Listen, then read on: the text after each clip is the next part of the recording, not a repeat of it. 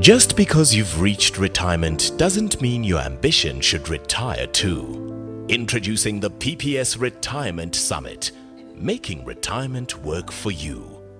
PPS is a licensed FSP. Ladies and gentlemen, please welcome your host, popular media personality, investigative journalist, and host of The Breakfast Show on 702, Bongani Bingwa.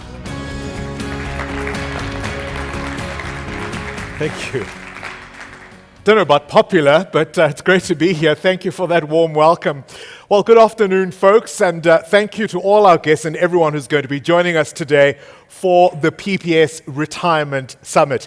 As you've heard, my name is Bongani Bingwa, and it really is my great pleasure to be your host this afternoon for what I hope is going to be an invaluable session discussing retirement and how to make it work for you.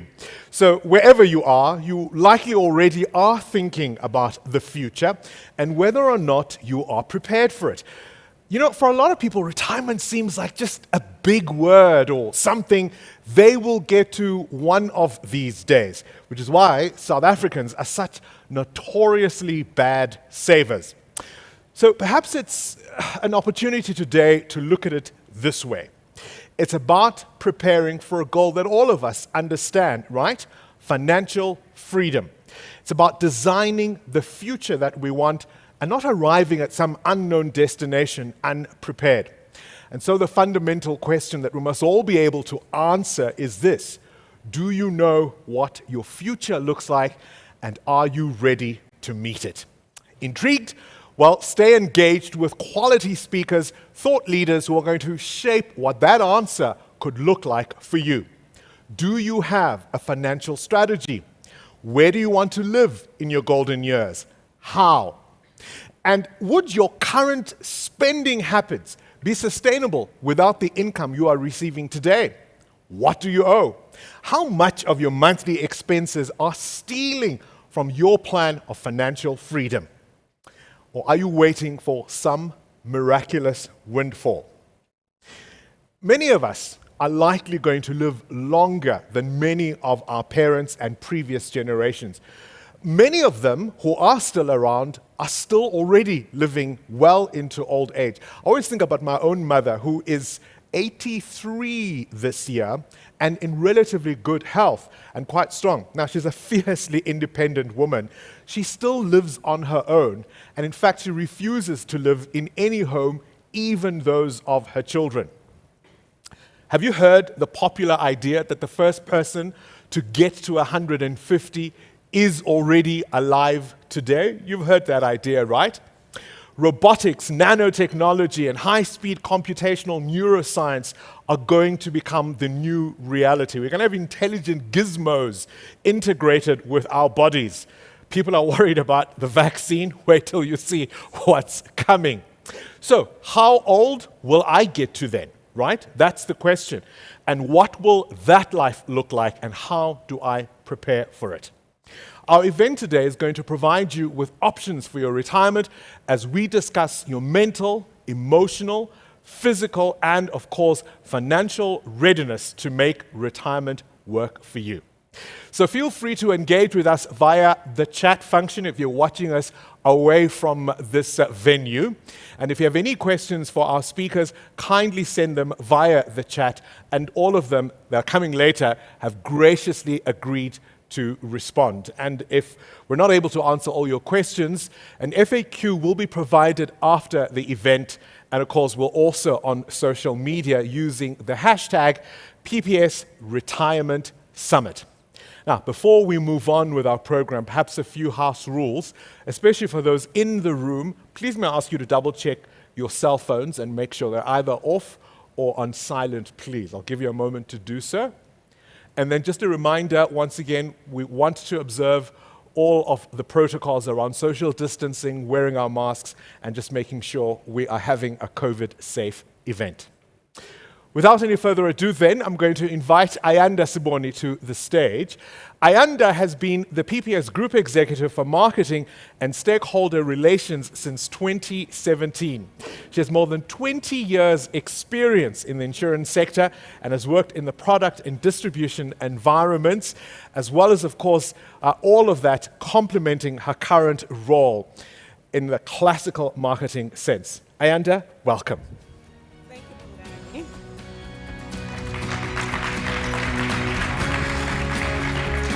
Thank you, Bongani, and thank you so much for agreeing to be our moderator today. Well, thank you very much for having me. Please tell me a little bit about PPS. The billboard behind us has been showing us the long history that you come from. Yeah, PPS stands for the Professional Provident Society.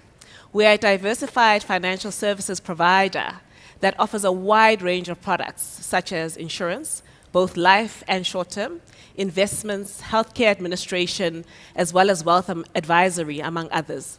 Supported by our network of established advisors, both internal and independent, we look after the needs of graduate professionals.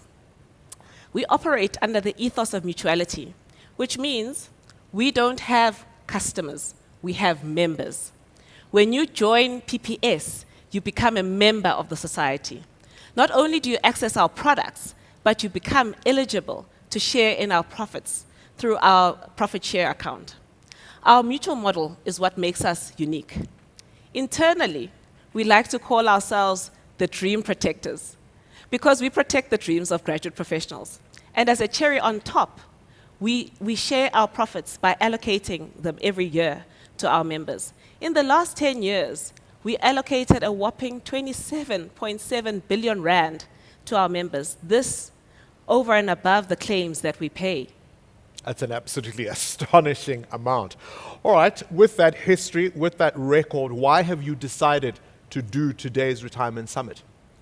So Bongani, you know, retirement is one of those very deceitful things. When you are in your 20s and you're told to plan for retirement, you know, most people think, oh, yeah, I'll do it. It's a bit of a low priority item. Then one day you wake up and it's closer than you thought. Jong. Yeah, what we wanted to do was to open the conversation and start having the conversation about retirement. And we wanted to do it in practical terms. Let's be honest, retirement for me and you will be very different to our grandparents. These days, retirement is more about changing gears than being an abrupt stop to your life or contributing to society. Retirement is a start of an exciting chapter, and we want members to know that we are there for them in all their life stages. We were quite clear when we sat down and thought about this and said, this retirement summit was not only for people at retirement, but we wanted people who wanted to prepare for themselves adequately to walk away from the summit feeling like they have been helped. So when we thought about our speakers, we curated speakers that could cover a wide range of topics. And above this, we also partnered with our advisors who are there to help our members should they need support after the fact. I've heard that PPS, as I said earlier, is celebrating their 80th birthday. What would you say has been the secret ingredient, the secret sauce, if you will, to all these years of success? So 2 words, lifetime partner. When you join PPS, we are just not another company. We operate under the ethos of mutuality. We journey with our members from their student days until they get to retirement, and even post-retirement. When you join PPS, you become a member of this community. We have shared value as our business model, and we are really based on the principles of Ubuntu. 80 years ago, Bongani, 8 dentists got together because they realized they could help each other out. That community has grown from 8 to 150,000 professionals. We boast the captains of industries, professors, and world-renowned professionals as part of the PPS family because we are there to enable and to protect their dreams. And we do this while sharing our profits. Bongani, thousands of our members have received more than R1 million to their retirement savings, which is a boost they get just because they are members of PPS. They accumulate this value over the years, and it vests at retirement. I can't wait for the day that I get my retirement asset one day. Look, we know it's not even really a secret, right? Many South Africans don't have adequate savings, right, to take care of their needs in retirement. We talk a lot in this country. We're well known for having talks about talks, right? Why will this summit be different? This summit will certainly be different to other events that you've attended. The speakers bring different expertise. They will leave you not only reflecting, but empowered. PPS will not leave you in the lurch with no action plan after this. We have qualified advisors that are on standby for people who are serious about changing their path and those who want to build a different future for themselves. Post this summit, we help you with essentials like estate planning, investing, and putting a financial plan, a detailed financial plan in place. It doesn't matter whether, coming in, you feel like your finances are in a shambles. Our job is to help you get the best outcomes. We'll also be sharing some tools with members so that they can use afterwards. So, for example, Louis and I recorded a podcast series called Money Mindfulness with PPS in conversation with Louis Ferry. It's available on Spotify, and there we have deep, meaningful, and empowering conversations about money behaviors, and the attendees can use this as part of their journey to financial wellness. We want people to walk away feeling empowered. We want you to all see this as a first step, this interaction as a first step in your journey with PPS. And we want you, your advisor, and PPS to work together and create a winning combination. Well, and thank you very much. Bold promises, bold statements. I'm looking forward to the rest of the afternoon. And of course, you and I are going to be chatting a little later on in a panel discussion. So, ladies and gentlemen, Ayanda Siboni, the Group Executive for Marketing and Stakeholder Relations at PPS. Before you go, you and I will exit together. But let me introduce our next speaker, who is a remarkable individual. In fact, he was one of the first recipients of the South African Economist of the Year. He's also a co-founder of one of the country's leading wealth management businesses. So who better to tell you about post-retirement life than the man who, after leaving the wealth management industry, started, along with his son, The Logical Filter. This is a business focusing on life guidance and strategic advice to professional people. His presentation is called The Habits of Financial Freedom. Please welcome Louis Ferry. You and I can go.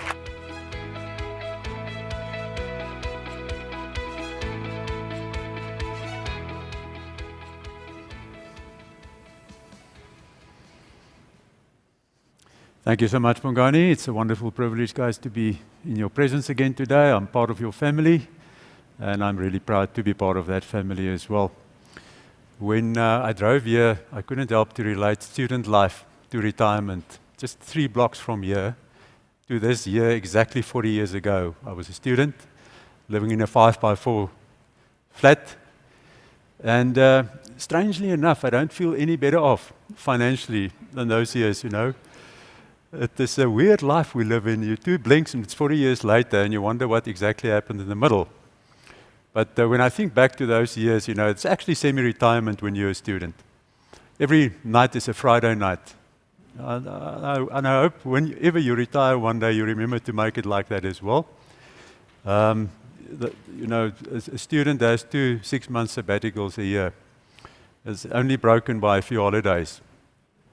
So it's not a bad time to enjoy your life.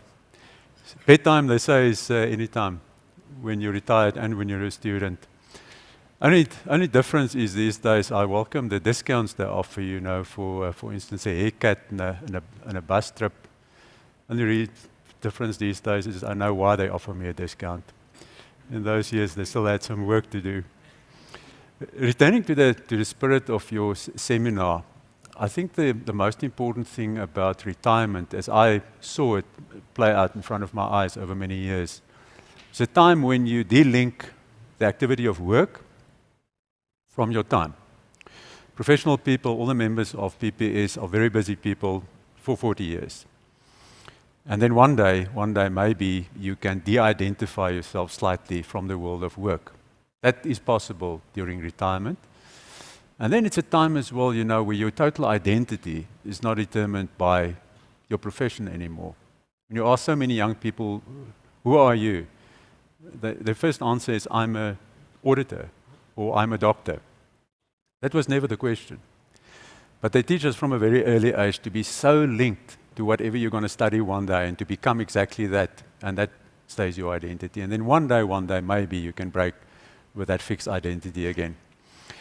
I want to talk about pre-retirement today for a few minutes with you. I think we wait into the future for money happiness. I think money happiness can happen earlier in your life, but it's by habit. I don't think it's a sum of money early in your life or an inheritance. I think it's a way of living. It's such a pity, that we chase through 40 years to get to that magic point of having money peace of mind. And a few habits, I share with younger professionals every day of my life is to maybe roll back the movie to your present and to see if you can introduce some of these habits into your life that will make you live a peaceful life 12 months a year and not have this eternal battle every month end with this money thing. I mean, so many people forever have this fight with money, this sort of unhealthy relationship with money. And I think it's so unnecessary to do it like that. So I want to share like the connecting the dots thing in children's books. I just want to draw a little castle for you. If you want to equate this to your safe haven of financial peace of mind, you can do that. And let's just connect the dots quickly in a simple picture and talk through the few habits, the handful of habits I would love younger professionals and post-retirement people to introduce to their own lives. It just brings you in harmony with this whole financial thing. Because, the scary thing is professional people, members of PPS, we can never have an excuse we earn too little. So on the earning side, there's no excuse. Although we can do funny other things, and then eventually it feels like your earnings aren't making the cut. But we know it's really not. Purchasing power parity in South Africa, it needn't be an expensive country to live in. The first important habit of financial freedom, as I would like to coin it, is to trust habits. It sounds so simple, but when you watch people long enough, you can predict their futures. When you watch them behave towards their own health, their own finances, their relationships, you become more of what you do every day. And eventually that is you, however you practice habits. So proper financial habits predict your future. A habit may sometimes be so small, but when you add it up compound-wise, you cannot believe what the end result of a habit is. When you look back one day, you cannot believe that my simple savings pattern brought me to this point of financial independence. 8 out of 10 of the financially independent people I've met in my life in the wealth management world became financially independent through habits. No big inheritance, no big business breakthrough, massive shareholding, simple 40-year-old month-by-month habits. Trust habits. I think it's an amazingly important thing. It's like, in the same category as like watering a flower bed. I mean, you water and you water and you water, you don't see anything. But next spring, you're so surprised by what you see after just sticking to a simple habit. That's the first important one, habits. First habit is trust habits.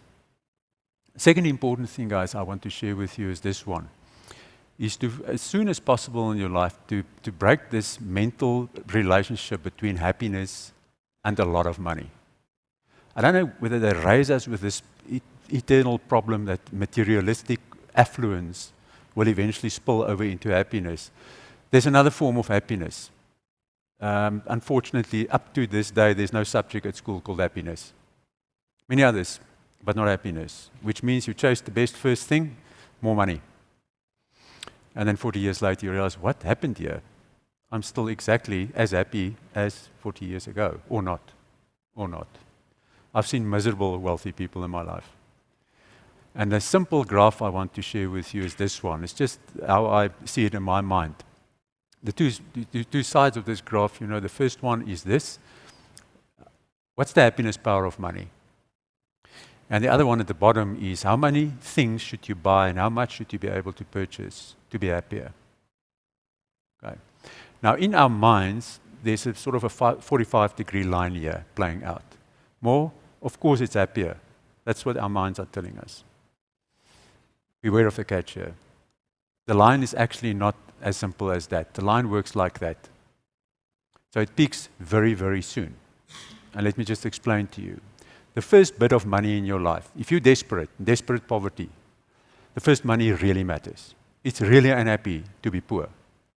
And just as a footnote here as well, I think the biggest gift we can give South Africa is to implement the poverty wage, the universal income grant. I think it will change this country forever. But the debate is going on out there because what you do there, you remove misery from South Africa. You'll be surprised how much misery $1,200 can remove from any households in South Africa. And what we saw play out a while ago, it was absolutely the consequences of living in misery. We can change it with very little money, but that's a South African story. So the first bit of money, very important. My word for that would be relief economics. Just get out of where will my next meal will come from. I cannot afford a taxi ticket. That type of misery. First bit, very important. But then a funny thing happens. It's my analogy about being a student. You can catch a bus. You have just enough clothes. You can eat. That's when you're a student. There's nothing really much left after that. But you're okay, eh? You're fine. It peaks very soon. In other words, what we underestimate is how soon money cannot play a role in happiness anymore. Guys, after retirement, this is applicable. It's a very expensive transaction to try and buy happiness. It's very expensive because it's an open-ended contract you go into with yourself and you try and you try and you try. All of us sitting here, all of us listening today, to be blunt about this, we passed the point where money can help us to be happier. That is how simple it is. If we're not happy yet, I suspect we have another problem. And unfortunately, money cannot reach that problem. So to invest in our real happiness and not just trust this correlation is a very important thing. Where does this graph go? You can see where it's going. It's going downhill from here. In other words, the marginal extra return on bucks spent to buy happiness is actually declining. Car 1, very important. Car 2, okay. Car 3, a mess.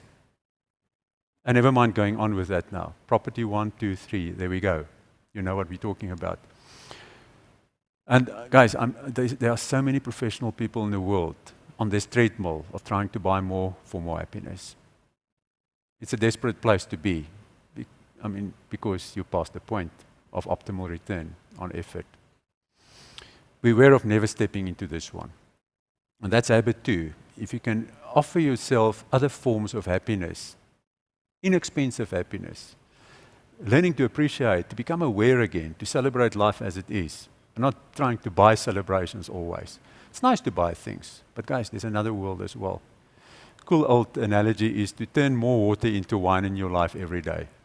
There's so much water to turn around and make it amazing and in simple living. That's the second point I just wanted to make. From a retirement point of view, my advice to people would be to do whatever it takes not to end up in the first bit. Not to end up in the first bit. Desperation after 60. It's not a good place. Not a good place. Do what you need to do. But then I caution you again to chase the rabbit on the other side of the hill. It's a bad place as well because it's a never-ending quest and there's no end point to this. That was habit 2. I just wanted to expand it slightly on this one. The third habit of financial freedom is this one. It's just to remove some baggage from your life. Whether it's internal baggage on your mind, whether you're surrounded by stuff, too much stuff, don't wear yourself down. Tread lighter through life. Be freer. Lack of freedom is always associated with poverty in some form. Lack of freedom. Are you free enough? Do you live a free life? Or are you, burdened by things that should have helped you, but it's actually burdening you? And it can be many things. It can be relationships. It can be a sort of mental baggage you're carrying, or possessions you're surrounding yourself with. Now, eventually, you don't know why you travel so slow, but we actually did it to ourselves. Beware of this one. Travel lighter, live simpler. It's a bargain. All of these habits will find their way into your income statement or into your balance sheet in their own ways. Trust it. You know, it's on the expense side or the income side. Because when you travel this heavy life, you sort of try to buy yourself out of heaviness. And you guys must see it as advisors as well, how many people try to purchase themselves out of this, being worn down by stuff. It's a very expensive place to be. Fourth habit of financial freedom is to make sure you're okay. The biggest asset on your invisible balance sheet is you. Is you. You're actually the only asset you have. Which means it's an asset to look after, to invest upon. And you consist of so many intermingling things. You have a spirit to invest in. If you don't invest in your spirit in whatever way works for you, you'll be heavy, which means it will show in your money affairs. You have relationships to invest in. Invest in them, especially the important ones. Otherwise, they become very expensive relationships, especially the close ones. You have a mind to invest in. Invest in your intelligence. Never stop doing it after studying. Stay sharp till your last day on planet Earth. You have a way of thinking to invest in. In other words, to put it bluntly, living in the dark side, a pessimistic way of looking at life, or a positive and optimistic way, but staying a realist. That's a choice to make. And then very important, you have the hardware of your life, it's your body. It's your body. When I ask young professionals, of all these elements, spirit, relationships, mind, body, which one is the most neglected where you sit now, let's say at 35?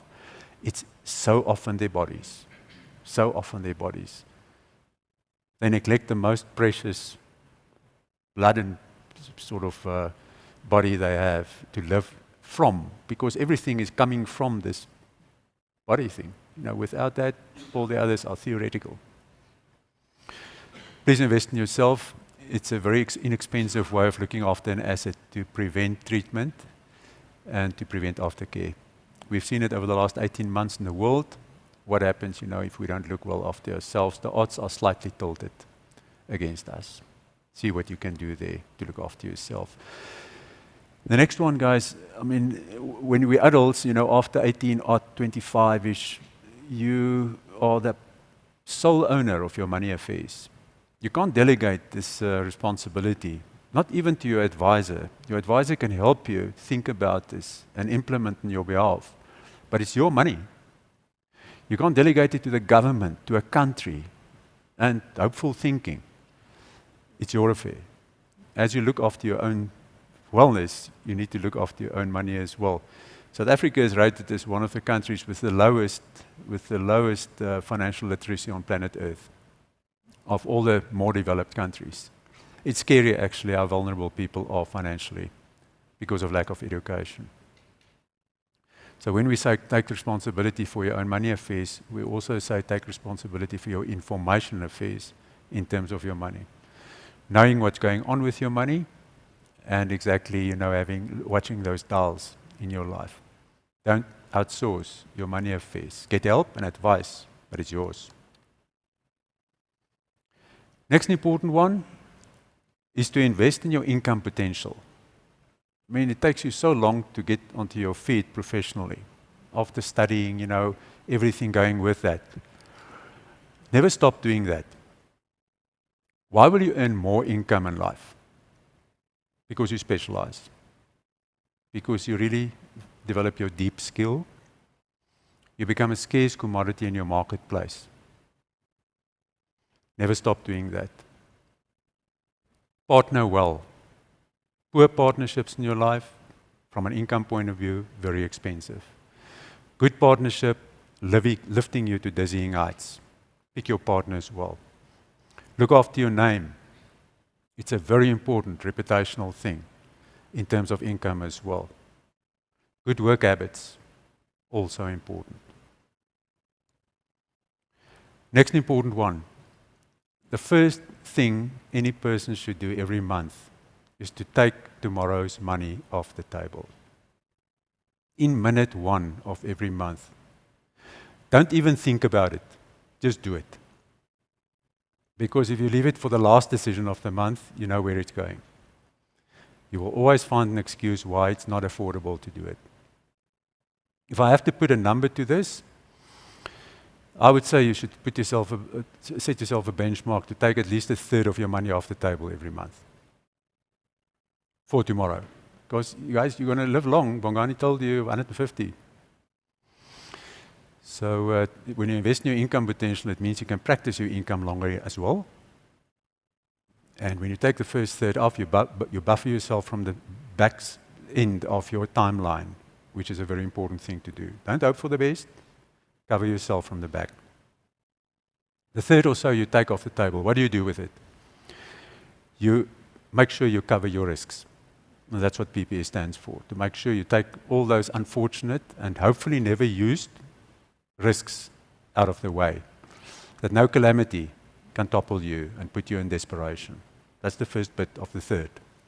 Second bit, make sure you save enough. Put it in a sound investment portfolio, no fancy assets, a simple diversified portfolio of quality assets. And then what we've learned over the last 18 months as well, you better have cash on hand. People don't have cash buffers. They believe in credit and credit access to crisis credit. But guys, when the crisis is there, the tap of crisis credit is closing as well.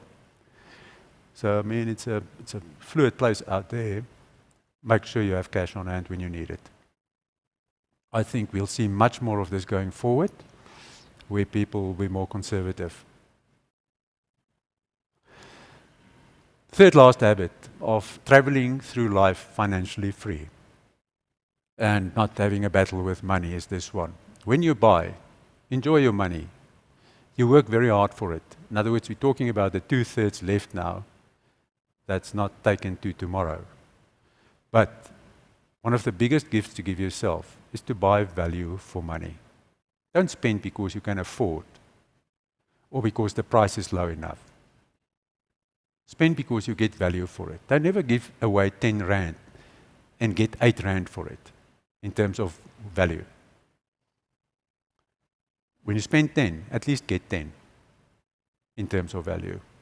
So have a value consciousness. I don't believe in this whole thing, you may not spend, and you may not enjoy and so on, and then eventually the third becomes 50% of putting it away for tomorrow. I've seen cases like that as well. You know what? That's a sense of desperation as well.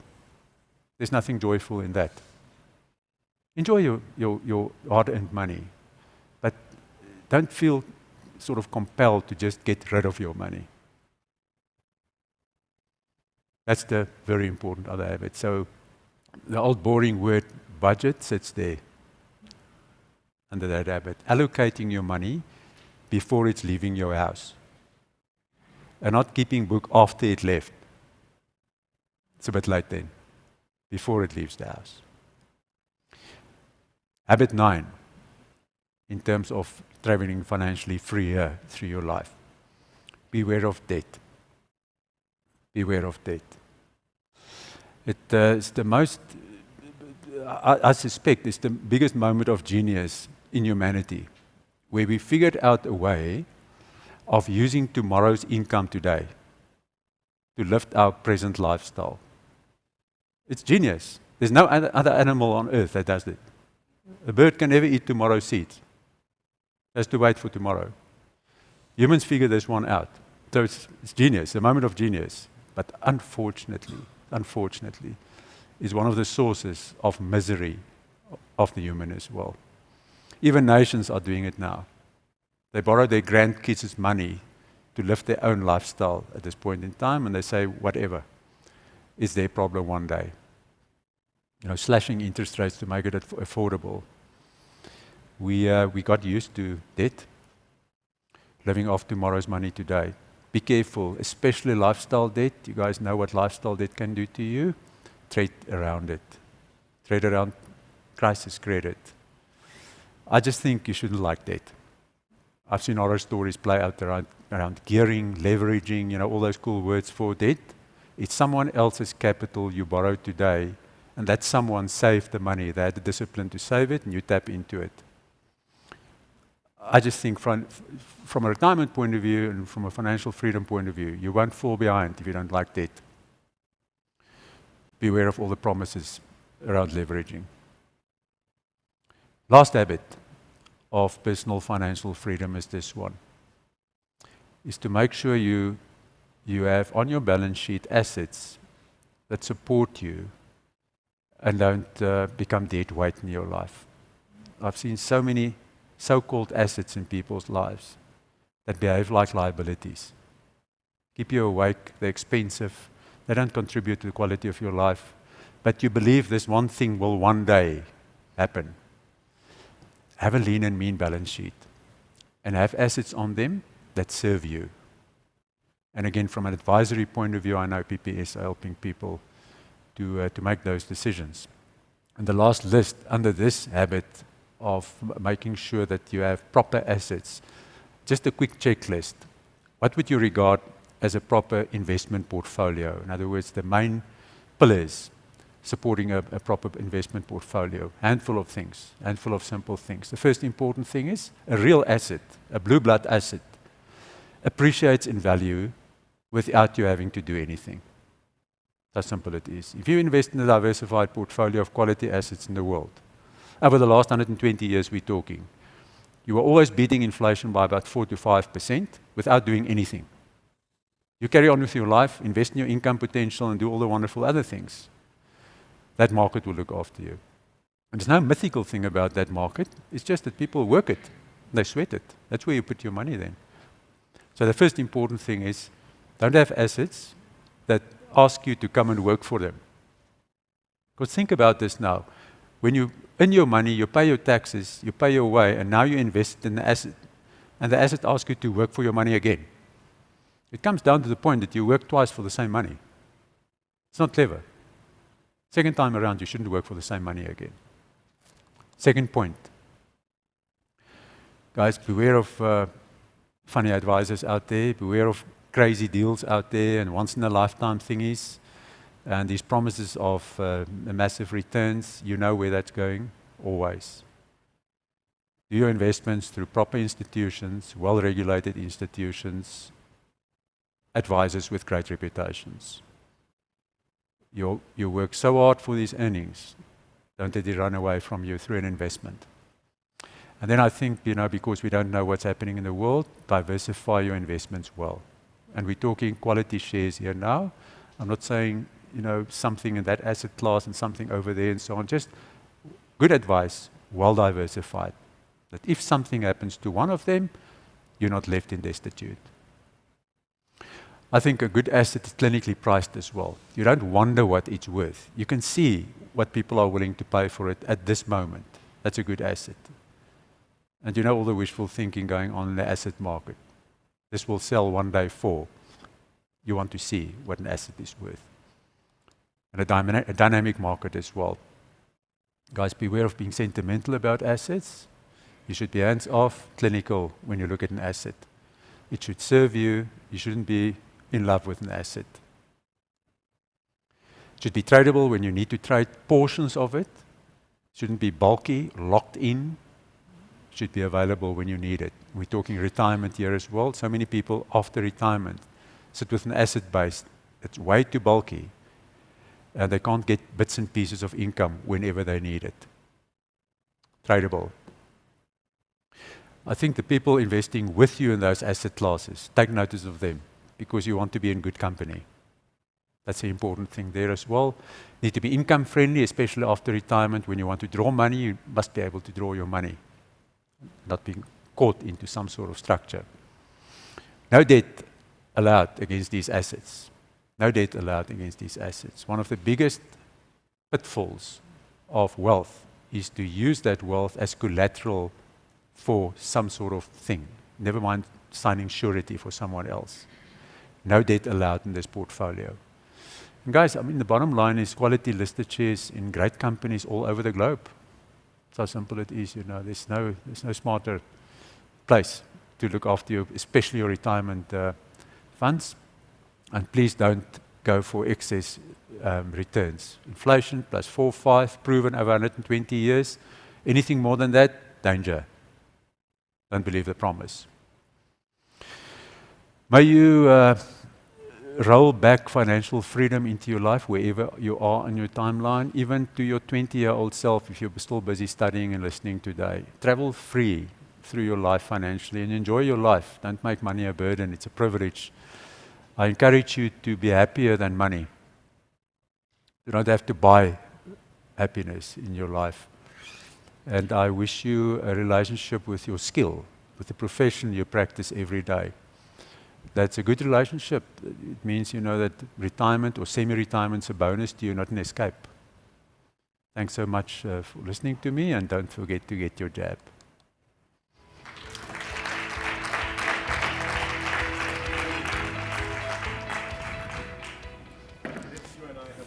Thanks, Bongani. Shall we? Yep. I did encourage everyone to use the hashtag PPS Retirement Summit. And I'll read you two of the tweets that I sent out just to make sure I got the essence of what you said, right?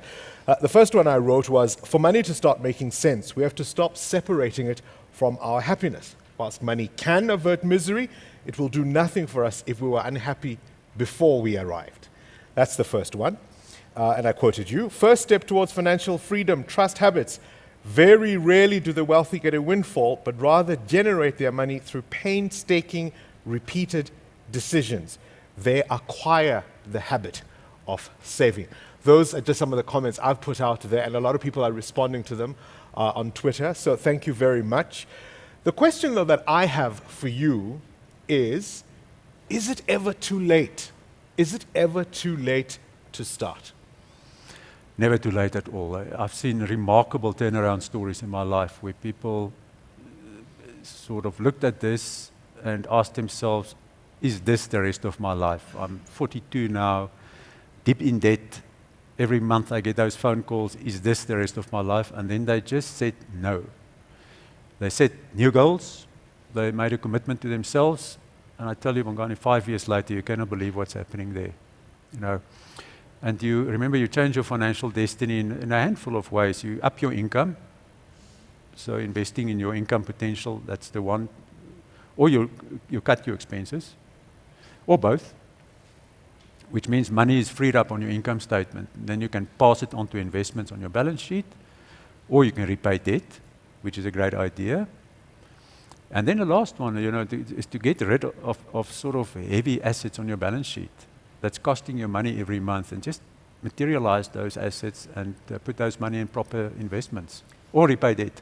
Spend tomorrow's money tomorrow. Great idea. Right? Yeah. Spend tomorrow's money tomorrow. So, okay, so it's never too late. What about the next generation? What about bringing in your children, for example, your family, including everyone around you in your financial planning? That's first prize. You know, that's first prize. If we can talk this through around dinner tables at home, and not delegate it to teachers, hopefully, because, I mean, a teacher cannot teach this to a kid. And there's always a question, why don't we teach the kids this at school? So I think, firstly, kids are too small to realize, this abstract concept called saving money and so on, it's a very difficult thing. But then when you're about 15-ish, 12, 15, if you see your parents do this well, and you have those discussions around dinner tables about investments, how does an investment work, you know, the passive income that can flow from an investment, the bargain coming from consistent saving, passive income. You don't have to lift a finger to earn that income. But there's a bit of delayed gratification involved, so you have to put some money aside. I think that's a great dinner table lesson, to give a kid money. Not let them grow up in scarcity and say there's never money, because then they hate money eventually. But help them to work with money. So should I buy that or that? Do I need that or that? You know, that value consciousness. And then eventually you can leave a lot of money in the hands of that human being, because they have value judgment. They can do that, you know. So it's never too late. I think you can make a big difference. And I wish we start earlier with this. So even if you're going to get them that expensive item, then maybe make sure there's an idea of how to save for it, right? How to work for it, how to appreciate its value, and that delayed gratification. Absolutely. And when you need to buy that thing, should we buy the new one? Is there maybe a great second-hand one? Is there a different model? And what do we do with the saving? We can enjoy it in a different way. It's not always save that as well, you know. Don't make them angry with money. Yeah. But now you have 1,000 rand left to do something better with. That value judgment. Louis, thank you very much. I think excellent ideas, all of them. Thank you very much. Ladies and gentlemen, Louis Fourie. Thanks, Bongani. Before you go, let's stay seated until our next speaker. And I think Okay. this conversation will segue very nicely into the next discussion, right? Your ideas and vitality, I said earlier, don't have an expiry date. You don't suddenly stop thinking at 60 or 65, right? So if you want to still work post-retirement, what would that look like? Linda Sherlock is the PPS Executive Head of Wealth Advisory and Business Development, and she joins us next. She's got more than 30 years' experience in the financial services industry and has occupied various roles from sales to enablement and consulting. Her driving force is people, especially as it relates to making a difference in the lives of others. And her topic is reimagining work after retirement.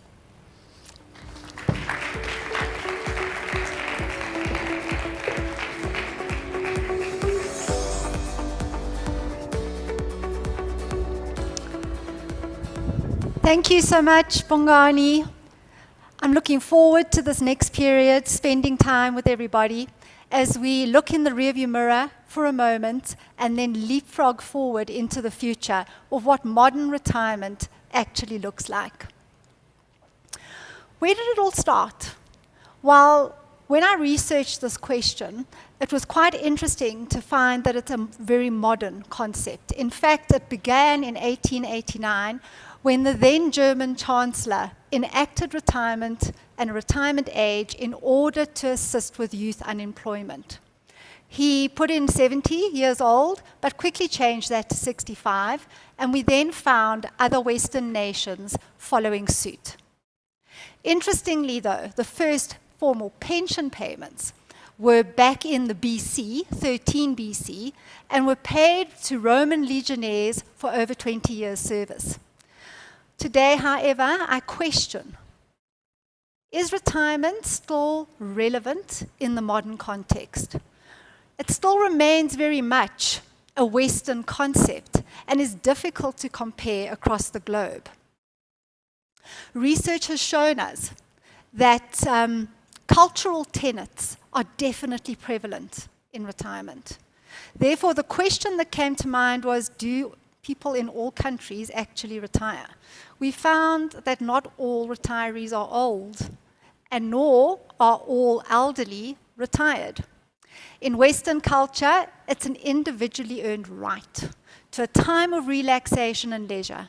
However, in some Eastern societies, it's inconceivable. They shift to different roles in the East. They may become elders. They may become community-driven, but they continue with purpose. In certain cultures and societies, right at the other end of the spectrum, retirement is an outcome of a life event. Consider this. Your eldest son gets married. No matter what your age is, you are now retired. All your property goes to him. Your involvement in the community is no longer as deep as it used to be. And in fact, nobody comes to you for advice anymore. That's at the one radical side of it. However, in our country, in South Africa, we have the Western retirement culture. However, that is in terms of retirement age, formal retirement ages. However, we have a very special nuance in South Africa. Our psyche is different. It straddles the West and the East. To be clear, I'm not referring to the savings for retirement, but rather our contribution to society, community, and family. Whether it's active grandparenting, becoming an elder, doing communal farming, playing forward the valuable skills, particularly in our professional arena, our people with us today. Retirees remain active participants in a chapter that was traditionally called retirement. We're going to move away now from cultural perspectives that influence, frankly, stereotypes. Let's have a quick look at the changing lifespans, Louis referred to it earlier, and let's have a look at what the mortality tables tell us. Interestingly, tracking data over time, if you were born at the dawn of the 1800s, you were expected to live to 29. 1950, you are now 50. Today it is 85. And as Bongani said earlier, those first 100-year-old and 150-year-old babies are apparently walking amongst us, or certainly crawling amongst us.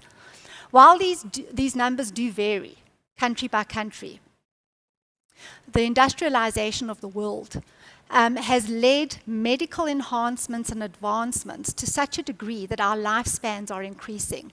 This, of course, does contribute to one of the key risks in our retirements, that of longevity risk, outliving the funding that you've created for your formal retirement years.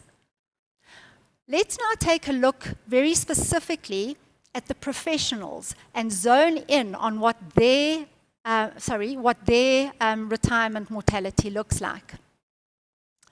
On this table, the very first line that you can see, in fact, the first two lines, are the general South African public.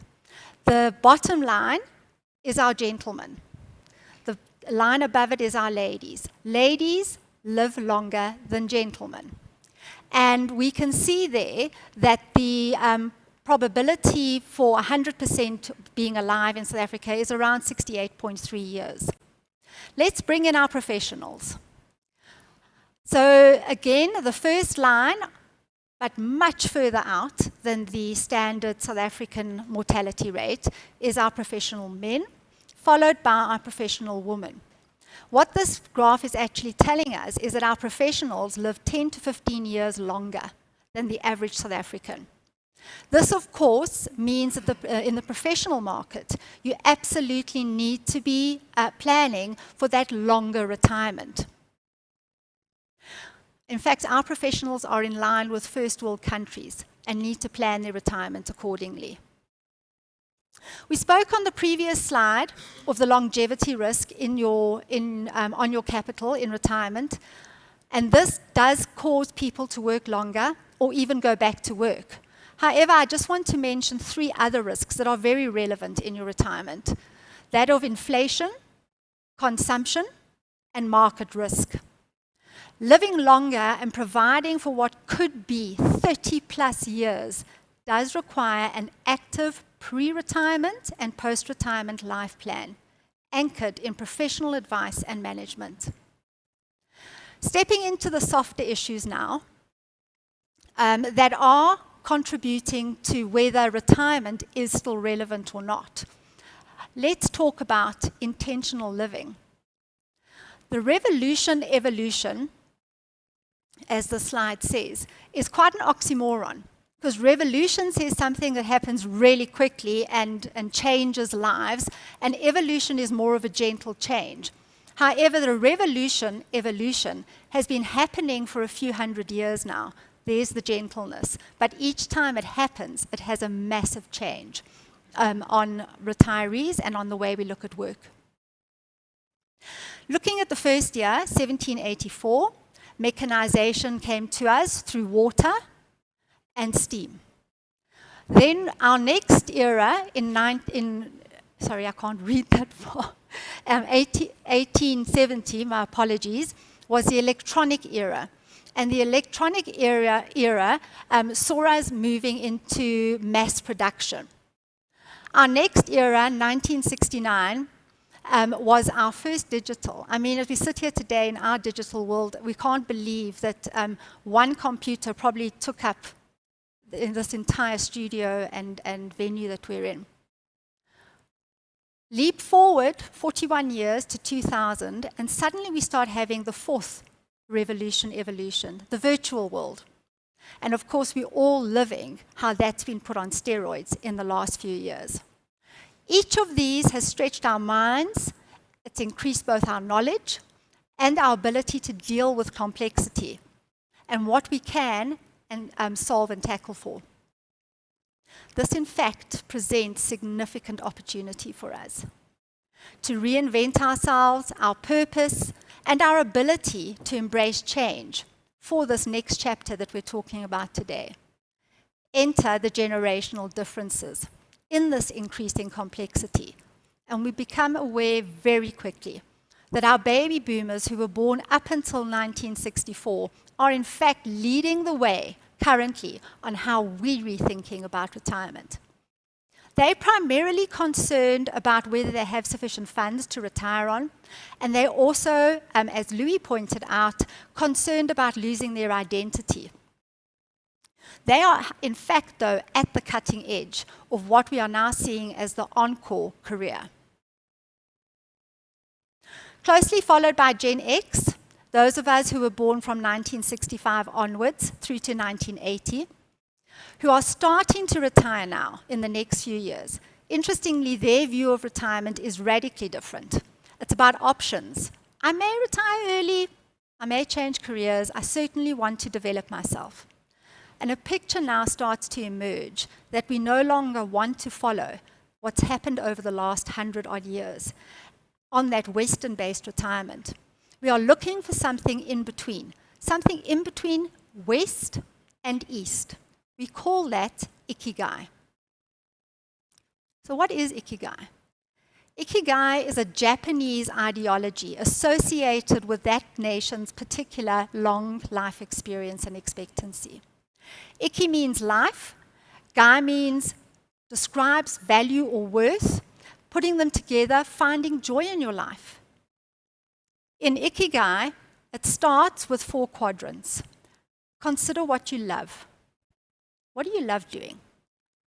What are you good at? What can you get paid for? And what does our world actually need? When you reflect on those 4 quadrants, in reimagining your happiness and your purpose, and reimagining work after retirement, Ikigai sits in the center as they all intersect. You therefore have the opportunity with the evolution revolution to not only start a new chapter or encore career, you have the amazing option to now finally follow your passion, purpose, and intentional living. Sometimes lifetime aspirations actually find their home in retirement. For so many professionals, it's a transition into a new chapter and to live their dream. In our South African context, we can actively become part of a solution, from mentorship, skills transfers, a brand new career where South Africa needs us, our entrepreneurs, our green movement, our youth education. Can you just imagine the collective wisdom in this summit today? 2,000 people with 30 years service. That's 60,000 years of wisdom and experience that we can play forward and enjoy your next you. So what is next? What is next for you?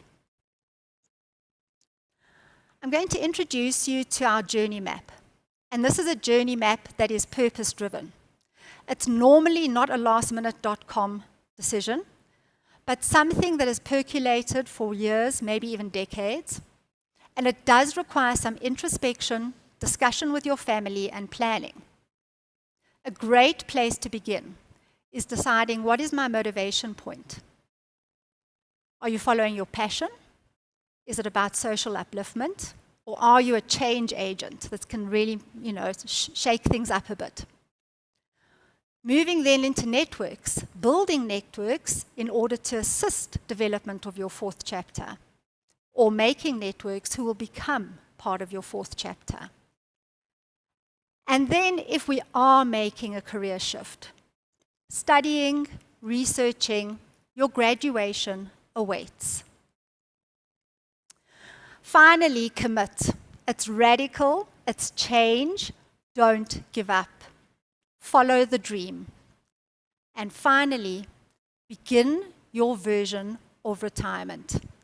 So let's ask a question via our first poll today. Do you have a journey map?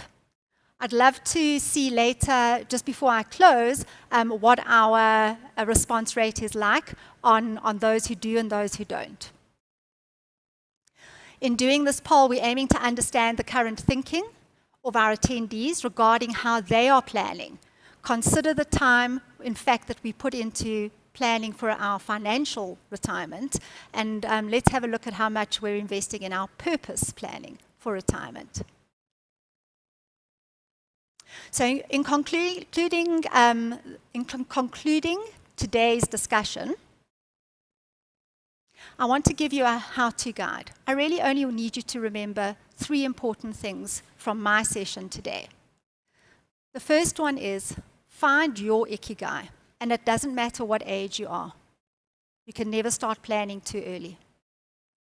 The second thing is take advantage of the revolution evolution. We have been given such a benefit with the learning ability and access to information that we should always be taking part in what is our big next. Finally, develop your journey roadmap. Take away the journey roadmap and start having that introspection. Go back to when you were 18. Think about, what did I want to be? And yes, I became this professional. But what else did I want to be? What did I pause along the way that I can potentially brush off and now take forward? Before we close this session, my session, I'm just going to wait for our poll results. Okay, I believe the poll results are in. My word, I am suitably impressed. 28.6% of our attendees today have a journey plan. 71.4% are working on it. I know they are. Thank you so much for the opportunity to have this discussion with you. If you are changing careers in this 4th chapter, then I'll probably see you in the library at the university as I put my own journey map into action in 2022. Thank you very much.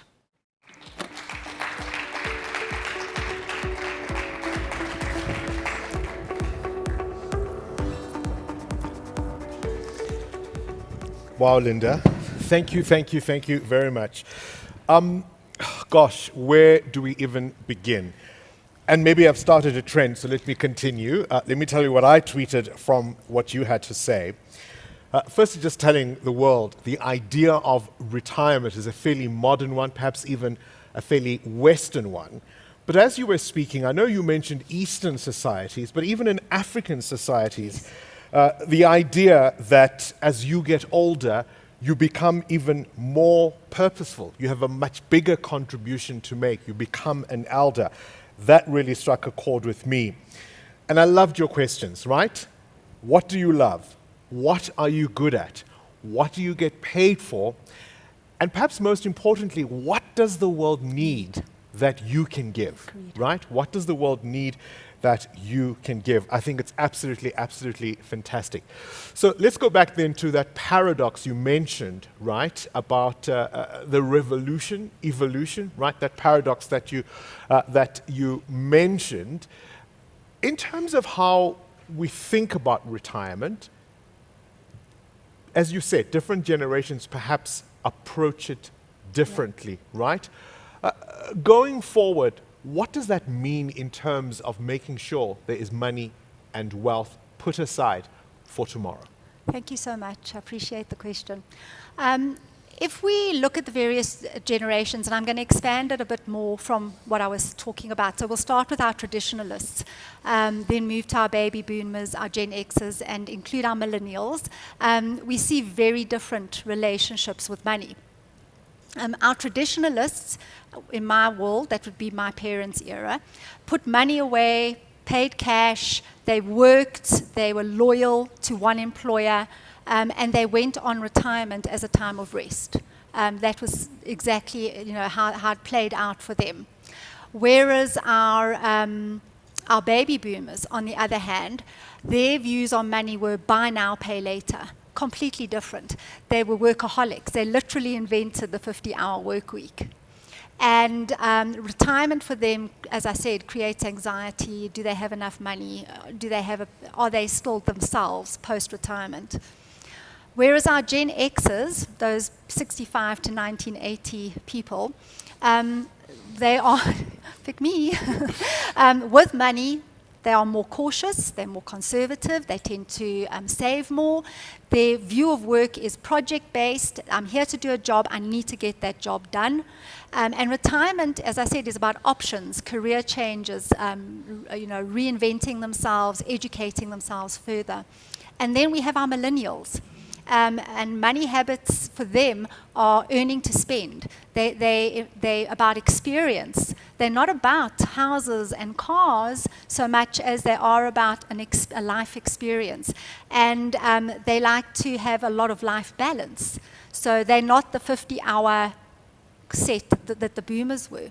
And regarding their retirement, obviously the jury's out because they haven't got there yet, but we're expecting them to probably follow a similar path to Gen X, reinvent, reinvent, reinvent. And maybe it's too early to say, but if I think of the impact of the last 18 months and how what we understand about work has changed and how we understand about life and that balance that you talk about for everyone, for all generations, Yeah. right? Let's get into this idea then of intentional living, right?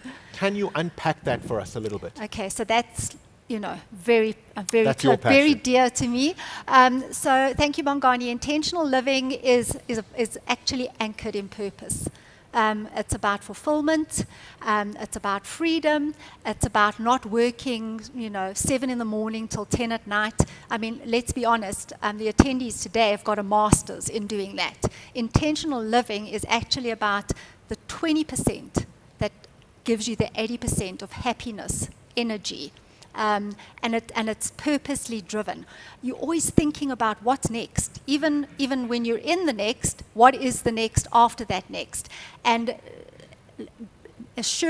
being assured that that doesn't disappear just because you've left formal employment and are now stereotype retired. You want to plan and to live meaningful outcomes in your lives. You want to have an impact on the people around you. And in fact, it's the inverse to delayed gratification, because it's about living happiness now. So it's very, very aligned to what Louis was saying earlier. I think it ties back to what you were talking about, that Japanese principle, Yes. the idea that, Ikigai. in fact, as you get older, there's a lot more still to be done, right? There's a lot more still to be achieved. And I'm really, really sold on the idea that life doesn't stop at 60. Your talents don't suddenly disappear. Your cognitive abilities, your ability, I suppose, also to pass it on, right? To 100%. mentor, to inspire, to lift others with you. Thank you so Thank you. very much Thank for you, all Bongani. those thoughts. So far, so good. Are you feeling good, everybody in the room? Feeling relaxed? Right? Thought-provoking stuff. What we're going to do now is take a short comfort break. If you're at home, and of course for everyone here, perhaps an opportunity to just stretch your legs, grab a cup of coffee, a glass of water, and just fuel up for the rest of the summit. When we come back, you know him from top billing, but he's so much more than a TV presenter. Dr. Michael Moll will be sharing some of his insights on how to proactively invest, not just in our wealth, but in our health and the link between the two.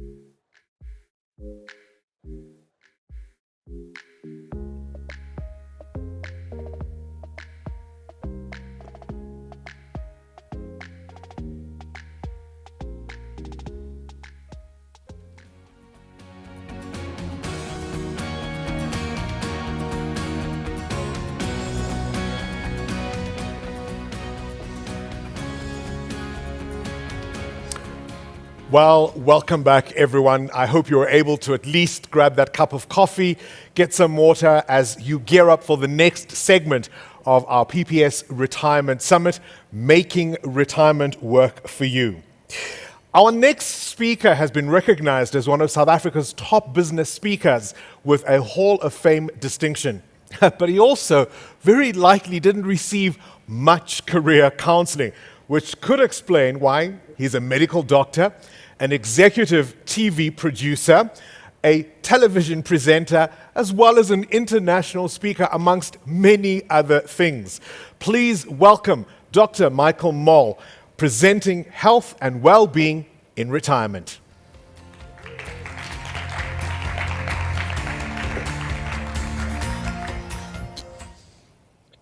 Thank you so much, Bongani, and good afternoon, everyone. Really good to be with you this afternoon. I loved the way Louis started when he said, school doesn't teach happiness. And Louis, I couldn't agree with you more. I wish they did.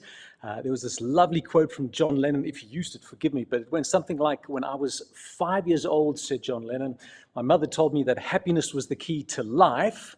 So I went to school and they asked me what I wanted to be when I grew up. I wrote down happy. They came back and said, I didn't understand the assignment. And I responded, you don't understand life, in true John Lennon style. So I loved that. But as Louis said, also part of the family, guys, great to be with you this afternoon. I also turned 50 a year ago, so retirement very much on the radar in terms of what now? Can you believe it's coming? You know, 50 was always so old, and now we're there. And in fact, as part of that, let me pop up that first poll question. There are a couple of things that happen when you turn this age. One is you start considering what wastes your time, and that leads to the very first poll question is, how often do you floss, or do you floss regularly? Give me a yes or no. And the other thing is eyesight, man. I suddenly am very conscious of what you can and can't see. So on your screen right now, you'll see a bunch of words, and that's really as small as the font is going to get. So if you can read that, you're okay. There's a lovely story behind this. This was a Ukrainian immigrant who came to our country to get a job. To get a job, he obviously needed a vehicle license. To get his license, had to get his eyes tested. And Clark said, can you read that? And this Ukrainian immigrant was like, read that? I know the guy. You know, so if you know someone like that, maybe there's some Ukrainian blood in you. But I would love to see what those poll results are. Jay, if you wouldn't mind putting up on my phone, I'm kind of connect you via WhatsApp. We'd love to know how many of you floss regularly.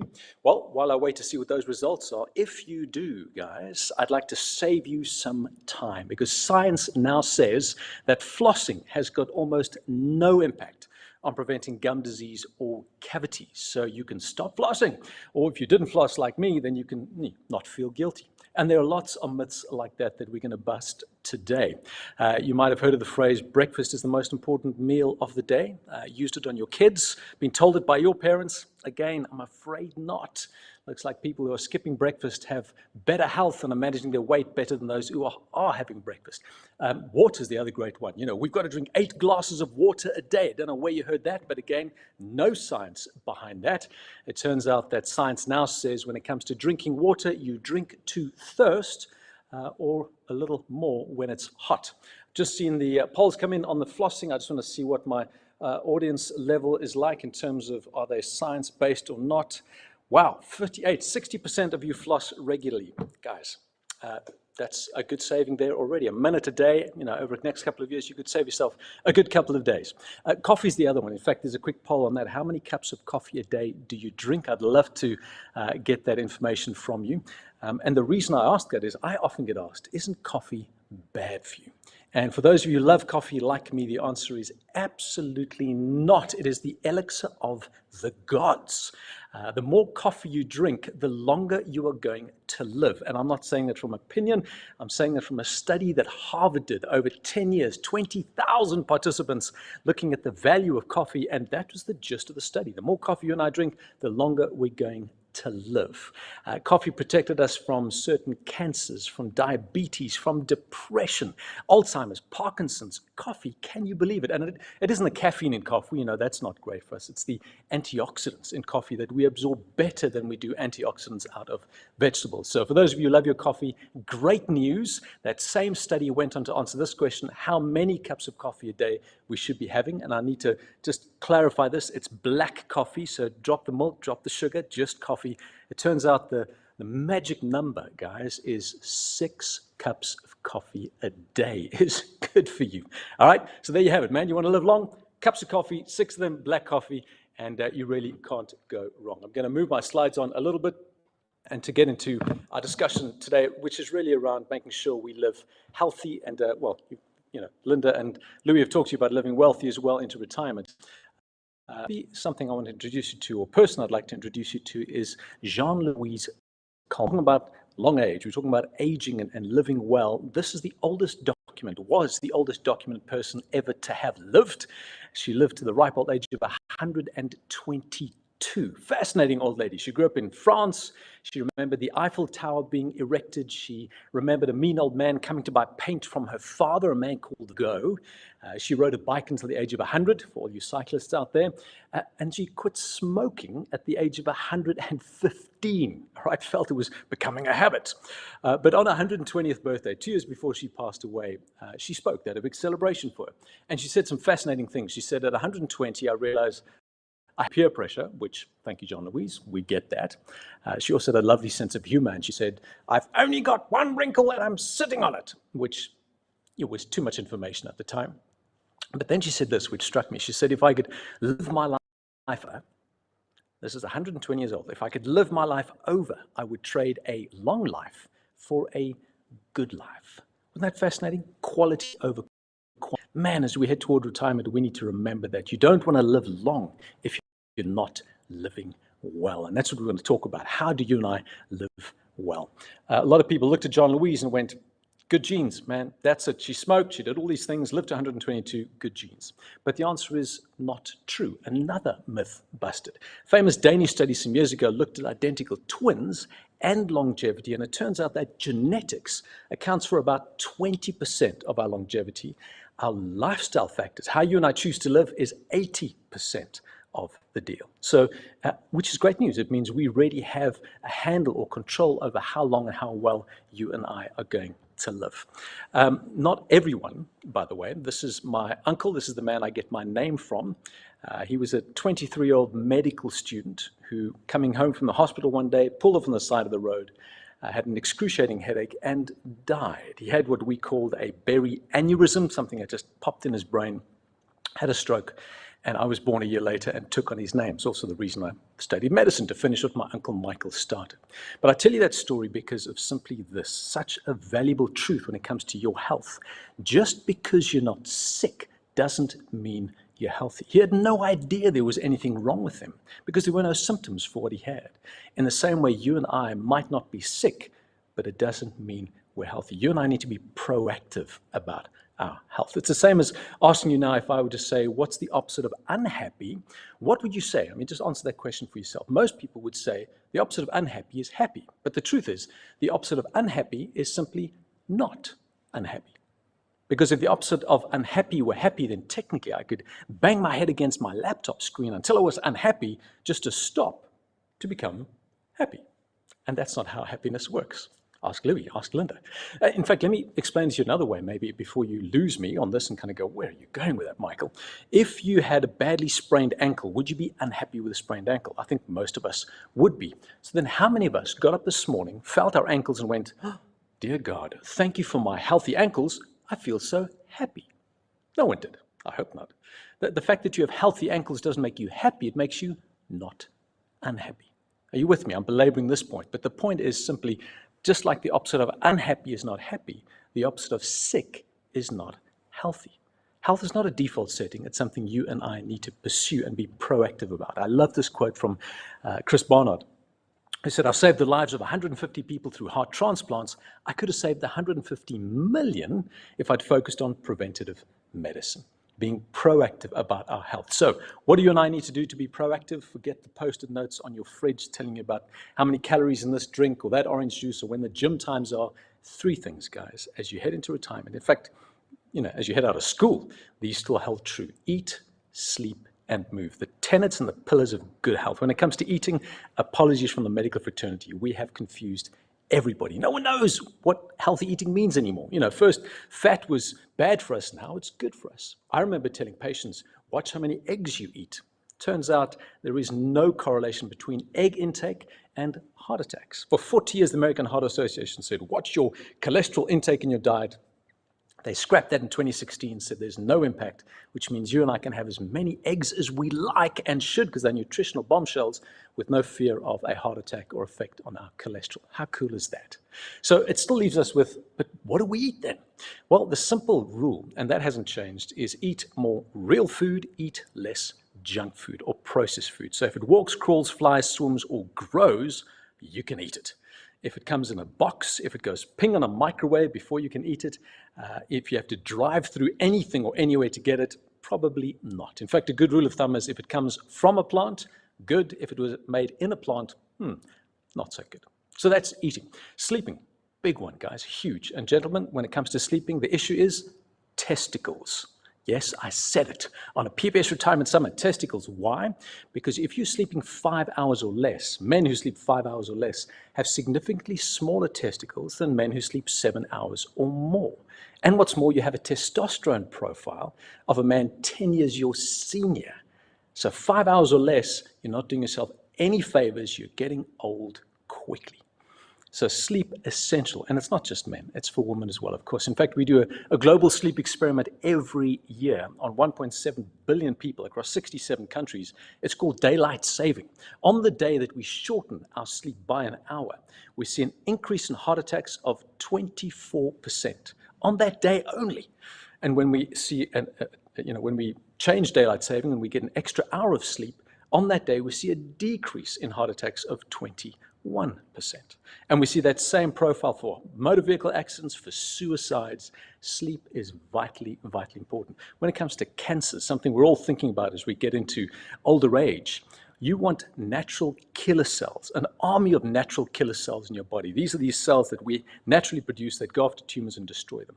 If you're sleeping 4 hours or less, you get a 70% reduction in your natural killer cells, which means you are at high risk for cancers, which is why the World Health Organization recently made sort of shift work, if you like, a carcinogenic risk, a risk for cancer. So sleep, vitally important. 7 hours minimum, 9 hours maximum. There you go. Did you know there was a maximum? Yes, there is. And when you sleep, think Batman, cool, dark, quiet. And we're going to spend a lot of time on move, well, a little bit of time on move now, because that's really key when it comes to good health. I don't want to spend too much time on the how and the what. I think you guys would know that. I wanted to speak to exercise literally in the context of COVID as well, because COVID, sleep also vitally important. If we're sleeping 7 hours or less, our T lymphocytes, those specialized immune cells, their efficacy is reduced, and our risk of getting COVID goes up 3 times. That's by sleeping 7 hours or less. That should get all of us sleeping. Comes to exercise, however, exercise is a double whammy on COVID. It naturally enhances our immunity, and it dampens our stress response, which presses our white cells down, and it then therefore just enhances immunity. And it does it immediately, where sleep takes a while to get immunity up. So if you are wanting to protect yourself from COVID over and above the vaccine that I hope you've, then exercise is the way. How and what of exercise, I'm not going to spend a lot of time on, other than there's no best exercise in the world. In fact, the best exercise that you and I should be doing is the one we love to do, because we'll keep doing it. And that's scientific. It's not a fun little statement or a lame statement. Science has shown no value that one exercise has over another, as long as you do it at the right intensity for your fitness levels. What I do want to say, though, is as we get into retirement and the older we get, we need to be doing far more strength training and far less cardiovascular training on a ratio basis. Because if you're inactive, here's what happens to your body. You get a loss of muscle mass from the age of 30 onwards. In fact, 10% of your muscle mass is decreased. You get a decrease in metabolic rate, the rate at which we burn fuel, and an increase in fat accumulation if we're inactive. Now, the only kind of exercise that combats those three nasty effects of aging and inactivity is strength training. Not running, cycling, swimming, strength training, resistance training, push-ups and lunges and those kinds of things. You see an increase in muscle mass, an increase in metabolic rate, and a decrease in fat accumulation. So something we really do need to do. But let's talk about the why of exercise. In true Simon Sinek style, if you don't have a why, you're not going to exercise. And most people don't have a why, which is why we see gym visits decline from the 6th of January already. In fact, quick story for you. This is a guy that came to see me a little while ago, and he said, Dr. Moll, I just want to introduce myself to you and tell you that I lost 53 kilograms in the last 9 months. Didn't have a baby, 53 kilograms. And I said to him, I know how you did that. Tell me why. And that's the only reason I have a Man United badge on the screen right now, because otherwise, for a Liverpool supporter, it just doesn't go well with me. But he was a Man United fan, extremely obese.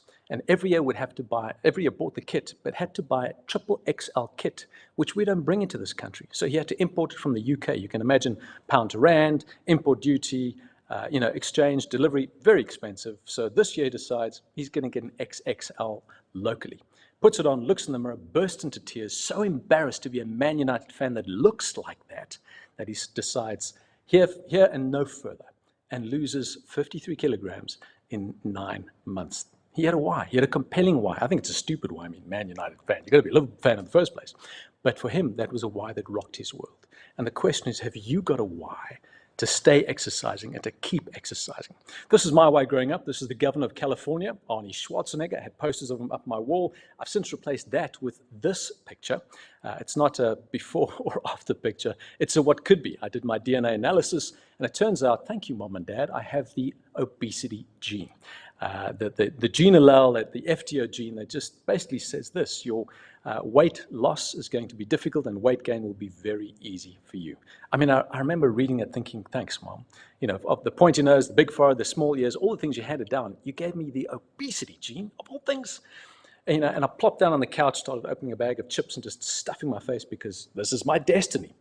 But it turns out, after doing a bit more research, our DNA, it's not our destiny. I can turn off that bad gene by being active in exactly the same way that you can. You can blunt your gene profile by living an active lifestyle. So when I get up at 5 or 5:30 in the mornings, and I don't really want to get up, particularly not in winter, I do because there's a little gene hanging over my head saying, I'm gonna get you. And so I have a stick, not a carrot, as a why, but it's a compelling why. And the question again goes to you, what's your why to exercise? So in the next 10 minutes or so, I want to fly through a couple of little exercises or assessments that we're going to do that might give you a why as you sit in front of your screen, as you sit and listen to the speakers at the retirement conference and seminar. The first is your resting heart rate. If you've got an Apple Watch or any kind of watch that measures your heart rate, great. If you don't, I'm going to give you a 3, 2, 1 countdown. You might hear a beep. I'll say beep. Just measure your heart rate. Measure your pulse for 15 seconds. And I'll tell you what's significant about that. So here goes. This is going to measure your resting heart rate. 3, 2, 1, beep. Hope you heard that. Keep counting. Just 15 seconds. And I'll give you another audible beep when you can stop. And beep. Okay, multiply that by 4, and that gives you your resting heart rate per minute, your beats per minute. What does that mean? Your heart has to beat 5 liters of blood right throughout your body every minute, okay, to every corner of your body. An efficient heart will do that in 55 beats per minute, and inefficient heart in around 85 beats per minute. Really? Why do I use those two variables? Well, if you go to your GP today, he or she will say if it's under 100, it's fine. But it's not fine. There's a big difference between 55 and 85. There are 30 extra unnecessary heartbeats every minute. Less chance for your heart to recover. Your heart's got to work harder. not going to last as long. Every hour, it's 1,800 extra unnecessary heartbeats. Every day, 43,000 extra unnecessary heartbeats. Every year, 15 million. You get where I'm going. Over 40 years, that's 600 million extra unnecessary heartbeats. And God gives us an average 2.5 billion heartbeats in our lifetime. You're going to waste 600 just by having a fast heart rate.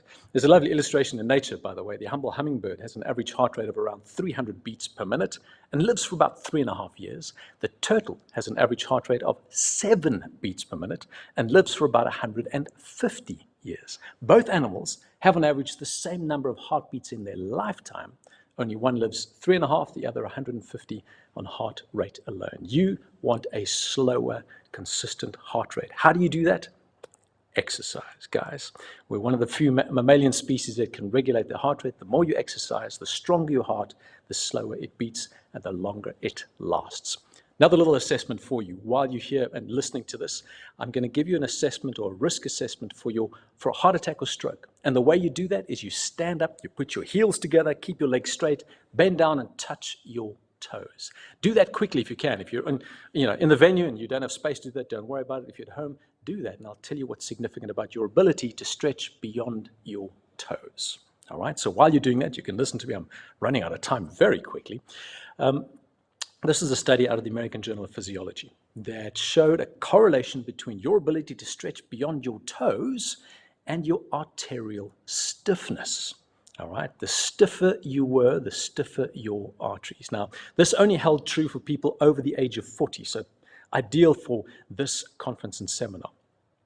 But if you're under 40 and you're kind of going, I'm off the hook, let me tell you this about red wine, guys, and this is for those of us over the age of 40. Red wine, is it good for you or not? What do you think? Science says it depends. It depends on your age. If you are 40 or younger, the risk of red wine outweighs the benefits. If you're 40 or older, the benefits of red wine outweigh the risks. Halle jolly Luya, I'm going to have a glass of red wine tonight. Back to arterial stiffness. So if you battle to touch your toes, it could mean that your arteries are stiff. Is that a problem? Yes. Stiff arteries, unlike healthy, flexible ones, increase blood pressure, increase flow. And what you find is you start to damage the inside of your arteries as a result of this stiffness. That causes little micro scars. Those scars heal, they form micro tears, they form scars, and eventually that smooth inner lining of your artery becomes corrugated, if you like, and it's onto that you get deposits of cells and fatty tissues. That's a healthy artery on your screen. That's an artery that's starting to get this deposit and narrowing your artery, which increases more of the corrugated scar forming, and eventually you get a clogged artery. There's your heart attack. There is your stroke. It happens without any symptoms. Just because you're not sick doesn't mean you're healthy. Arterial stiffness, scary condition. What can you do to prevent it? Exercise. Yep. Exercise delays the onset. It doesn't reverse it, it delays it, which means the time that you and I need to start exercising is not next week, next month, when I feel out of shape. It's this afternoon. The sooner, the better. Arterial stiffness, vital when it comes to high blood pressure. And for South Africans, high blood pressure is a huge concern. Did you know that we are the #1 country in the world when it comes to the incidence of high blood pressure for people over the age of 50? Yes, South Africa. And what's more, a third of those people that were diagnosed with high blood pressure, only a third knew they had it. And of the third that knew they had it, only a quarter had it under control. Ask the actuaries at PPS, they'll put those stats together. It means 1 in 10 people have got their blood pressure under control. A worrying statistic. Why? Because blood pressure is a silent killer. There are no symptoms. Forget the chest pain, the red face. Man, that's, in fact, the very first symptom in people with high blood pressure, often a heart attack in 50% of cases. And a third of those are fatal. Don't be that guy. Do something about it. What can you do about high blood pressure? I'm so glad you asked. Exercise. But unlike arterial stiffness, what exercise does to high blood pressure is it can reverse high blood pressure. You can exercise yourself out of having high blood pressure. And it simply works that after every little bit of exercise that you do, your body goes into a low blood pressure state for 13 hours. All right? You can reverse your high blood pressure. Don't go off your medication immediately. Do it alongside with your doctor. but it happens all the time. In fact, there was a wonderful study that Harvard and Stanford did together, a meta-analysis, 350,000 participants looking at exercise and drugs and the impact on diabetes and high blood pressure, and they found no statistical difference. It was out of that study they coined the phrase, exercise is medicine, because it is. I touched on diabetes. Let me touch on that very briefly. And again, forgive me for running with this. So much to say, so little time. Diabetes is a pandemic that is coming down on you and I like a freight train. It's a frightening condition. What happens when you and I eat is our body absorbs that food, it gets converted to glucose into our bloodstream, and then insulin, secreted from our pancreas, draws that glucose out of our blood and into our cells, where we use it for life and energy. That's the natural process. If you're a diabetic, you either have no insulin or your cells are not sensitive to insulin, so you end up with a whole high levels of sugar in your blood, unable to get it to your cells. Is that a problem? Massive. How massive? I'm so glad you asked. In fact, here's a lovely life lesson you can do for your kids, if you've got them, or your grandkids. Gather them around, roll up your sleeve, get a coarse gray piece of sandpaper, and start rubbing your forearm vigorously until it starts to bleed. Stay with me on this. Blow, let it stop. Let it dry rather, carry on. Now you're going to see more blood and welt and plasmas coming out. It's just messy. Again, stop, blow, dry, carry on. At this stage, your grandkids are freaking out, going, what are you doing? And that's when you look at them and say, kids, this is what sugar does to the inside of your arteries, because that's what it does. And that's why diabetics are losing eyesight and limbs and kidneys. It's a vascular disease. You do not want to develop type 2 diabetes. People often ask me, have you got it? My answer is, not yet. I'm fighting it, as should you. How do you know you're at risk? Well, there's nothing you can press or squeeze or check on your system right now, but on your screen, I'm going to ask you 6 questions, a quick assessment. Go through that and I'll tell you what your risk for diabetes currently is if you don't already know your numbers, which I hope you do. Firstly, how old are you? And I really can't see this because I'm not wearing my glasses, but if you're under 40, no points. 40 to 49, 1. 49 to 59, 2. If you're over 59, 3 points. If you're a man, you automatically get a point. Ladies, you're off the hook. No points for you. Does a family member have diabetes? No. No points. Yes. 1 point. Last 3 questions. Have you got high blood pressure? If you do, you get a point. If you don't, no points. Are you overweight or obese? Normal weight, 0. Overweight, 1. Obese, 2. Extremely obese, 3. And finally, are you physically active? A bit of a nuance here. If you're not physically active, no points. If you are, you can subtract or minus a point. All right, now you've got a unique score, unique to you, 4 or more, and you're at risk for pre-diabetes, which is pretty much all it says. You're headed towards diabetes, but you need to turn around and run in the opposite direction. 5 or more, I'd suggest you get your fasting blood sugar tested as soon as possible. You need to know your numbers because you are at risk. What's this got to do with exercise? Well, this is one of God's greatest hacks. When we exercise, our body is able to absorb sugar out of our bloodstreams independently of insulin. I know it's an amazing hack. It's an effect that lasts for 24 hours after every little bit of exercise. And our cells are sensitized to insulin when we do exercise, which is how it protects our pancreas. We don't have to produce as much. So, guys, when it comes to exercise, that alone should be your why to exercise in terms of diabetic sparing capacity. Now, I see Bongani getting up to the front, and I've got a couple more slides to go. That was diabetes. Let's fly through 1 or 2 more and kind of wrap it up. Can I keep going, Bongani? We'll get into the Q&A time afterwards. This is a condition the World Health Organization describes as robbing more people of more productive years of their life than any other condition. It's not dandruff, it is, and it's not balding either. It's anxiety and depression. 1 in 6 people pre-COVID in our country are battling with depression. 1 in 6, guys. It is the new normal, and it is not out of the ordinary. And again, are you at risk for depression? This is a study done by some New Zealand scientists almost 2 decades ago. 2 questions that accurately predicted your risk for depression. And here was this. During the past month, have you been often bothered by feeling down, depressed, or hopeless? First question. Second question, during the past month, have you often been bothered by a little interest or pleasure in doing things? If that's you, you may be at risk for depression. what can you do about it other than speak to someone who knows and who can help you? Well, again, I've asked you a whole bunch of questions in the last 10 minutes. What's the answer been to date? Exercise, of course. Move more as much as you can. You've heard of happy hormones, endorphins, the runner's high. Well, that's something that we produce, these beautiful neurochemicals that are painkillers that make us feel good, and they're not reserved for runners only. Any kind of exercise triggers norepinephrine, triggers endorphins. In fact, the more intensely you exercise, the more endorphins you get. The question is, how effective are they against depression? And the answer quite simply is, again, wonderful study compared Prozac and exercise when it came to treating mild to moderate depression, and they found no statistical difference. So it really does have an impact on managing and keeping you mentally healthy. I am going to skip through your waist circumference. Had a cute little thing we could do there with dental floss, which you no longer need, and a credit card. In fact, maybe I should just tell you guys, when you get home tonight, take that dental floss, before you throw it out, measure your waist circumference, all right? Just kind of midway between your highest point of your hip and your lowest rib, pull it around your stomach. You should be doing this naked. And then take it and wind it around your credit card, all right? This way around. And all you need to do is take your waist circumference, wind it around your credit card. Every time you go around, count one. Gentlemen, you may go around your credit card no more than 9 times. Ladies, no more than 8 times. If you do more than that, your waist circumference is too big. You're carrying too much abdominal or visceral fat, and you need to do something about that, because that's pushing you towards something called metabolic syndrome and diabetes. You do not want that.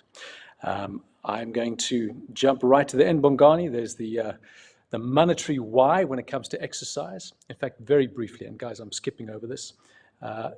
We know that sedentary lifestyles cost the global economy $70 billion annually, mostly borne by governments and businesses. 10 billion of that belongs to individuals. And a study recently compared the difference between those who are active and inactive when it came to healthcare costs related to heart disease only. It turns out those who are inactive were paying around 35,000 Rand more annually in healthcare costs post-retirement than those who were active. So it turns out there's a good why for you to exercise. It's good for your wallet too. I'm going to leave it there. There was a comment on sitting. In fact, Bongani, 30 seconds, and then I'm all yours, man. This is probably one of the more important stats, something that you're doing right now, Bongani, is we sit too much. And the reason I just wanted to bring this up as a closing slide is, even if you are active, even if you move more, if you're moving all the time, if you're sitting for extended periods of time, your risk of an early death goes up twofold compared to someone who doesn't sit for extended periods of time, even if you're meeting your exercise requirements.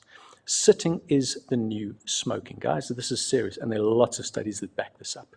So you do not want to be sitting for an hour at a time. You want to be up and moving every half an hour for 2 or 3 minutes, doing something active, because if you're sitting for extended periods of time, your risk of early death goes up twofold. And exercise does not help you for that. So when it comes to your health, guys, going into retirement, eat, sleep, move. It's a bit like faith, hope, and love. The greatest of these is love.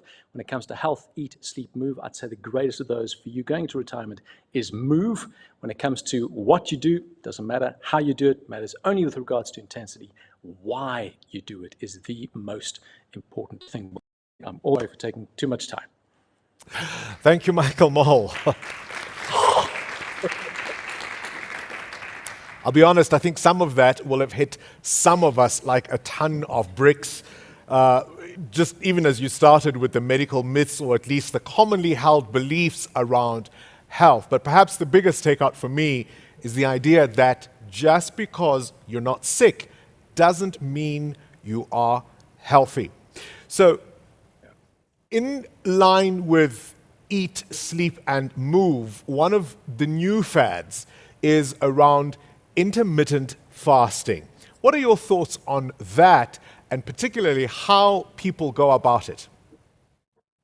So Bongani, I mean, how much time do you have? Clearly not a lot. And by the way, I'm just telling my mom, Bongani's tweeted me. I hope he has. When it comes to intermittent fasting, I'm a huge fan, Bongani. I really am. If you're not intermittent fasting, Google it and do it. In a nutshell, when you eat, your insulin goes up. Talk to you. So insulin goes up, and insulin is your fat storage hormone. So high insulin, and your body's storing fat, and it's not burning fat. All right. When you fast, your insulin goes down, and your body no longer stores fat, but draws on fat as a source of energy. It only does that after it's used up your carbohydrate stores, your glycogen stores. So the longer you can keep your insulin low, the better. Which is why, as a family, the Mole family are intermittent fasters. We fast for 16 hours, we eat for 8, all right? And we enjoy our eating when we eat for 8. It's also why you get so many people who say, but I eat almost nothing. I minimize my calorie intake and I just can't stop picking up weight. Well, yes, because you're not fasting, you're starving. A little carrot stick every hour triggers your insulin goes up, it stores fat, it prevents you from burning fat, and well, I'm not getting enough. So it slows your metabolic rate down, so you're picking up weight and you're eating a carrot stick every hour. Worst thing you could do. So intermittent fasting, brilliant for when it comes to weight loss, and that's just one of the 10 benefits. I mean, for me, the reason we intermittent fast is something called autophagy, which is really cellular renewal. Your body basically spring cleans itself, gets rid of old cells, replaces them with new, fresh, healthy cells, and the trigger for that thing, that process called autophagy, is fasting and intermittent fasting. So please do it. Yes. You mentioned, of course, the dangers as far as not making sure we look after our mental health, depression. You mentioned in the last 18 months, so many people are working from home. We're having this summit today in a way we would not have thought to do 18 months ago. What about screen fatigue, the so-called Zoom fatigue phenomenon? Is that something we've got to be careful about? I absolutely, Bongani. In fact, there have been some scientific articles published on the topic, and there's actually a Zoom exhaustion or fatigue scale that's currently being developed. But I guess it's the excessive, and there are a couple of reasons why it causes fatigue. There's the excessive eye contact, close-up eye contact that you engage in video chats, as well as the size of faces on screens. My face on your screen is huge at the moment, and it's unnatural. I mean, in a normal meeting, you could easily catch a glimpse of people walking outside, whisper to your colleague, pass a note, watch a hardy guard do a crash landing to the tree outside. In a video call, it's almost impossible to do that, to break your gaze. And when you do, everyone's watching you. So it's very intense. Also on a Zoom call, everyone's looking at everyone at the same time. So a listener is treated non-verbally like a speaker. So even if you don't speak at all, you still have several faces staring at you, and you feel the same intensity as you would if you're standing in front of the room. There are self-esteem issues. Putting yourself in the mirror for 7 hours a day is good for nobody. That's essentially what Zoom is doing. You're forced to look at yourself. So there are a number of reasons that we're getting Zoom fatigue.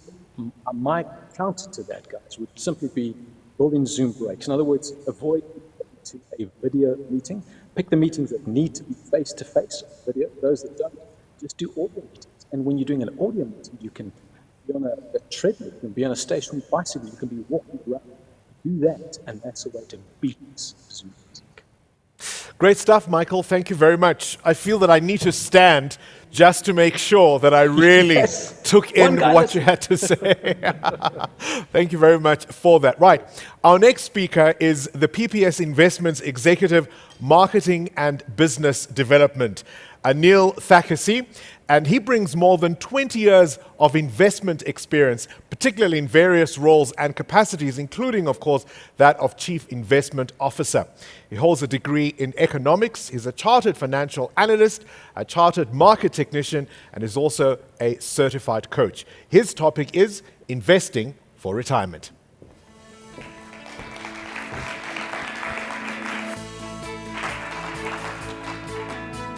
Thank you, Bongani, and thank you to everyone. It's really a pleasure to be here. Michael blew my mind. I'm still processing all of that. It's been phenomenal this morning. So let's kick off. I really wanted to start by talking about the Rand. And I think the Rand for most of us is very topical. It's sort of an integral part of a lot of our discussions, because it's not just, in a way, a reflection of our country's share price, but it is also, I guess, the way we measure our wealth. It's the way we think about our investments and our wealth. So let's have a look at the Rand. And what I've got here is a chart of the Rand going back to 1986. And what you can see is clearly going back over this 35 years, the rand has been on a steady depreciating trajectory. However, what's important to note is that while this is the USD against the US dollar, on a PPP basis, so one of the challenges I guess we have as investment professionals is how do we measure the fair value for the rand? So what I've used here is something called PPP, or purchasing power parity. And what this simply does is it looks at the inflation differential between the rand and the dollar and assumes that if that inflation differential is, let's call it 3% per annum, we would expect the rand to depreciate by 3% per annum against the US dollar. So if we put those volatility bands on using the PPP, what we find is as we stand today, the rand looks pretty fair value. So it's not cheap, nor is it expensive.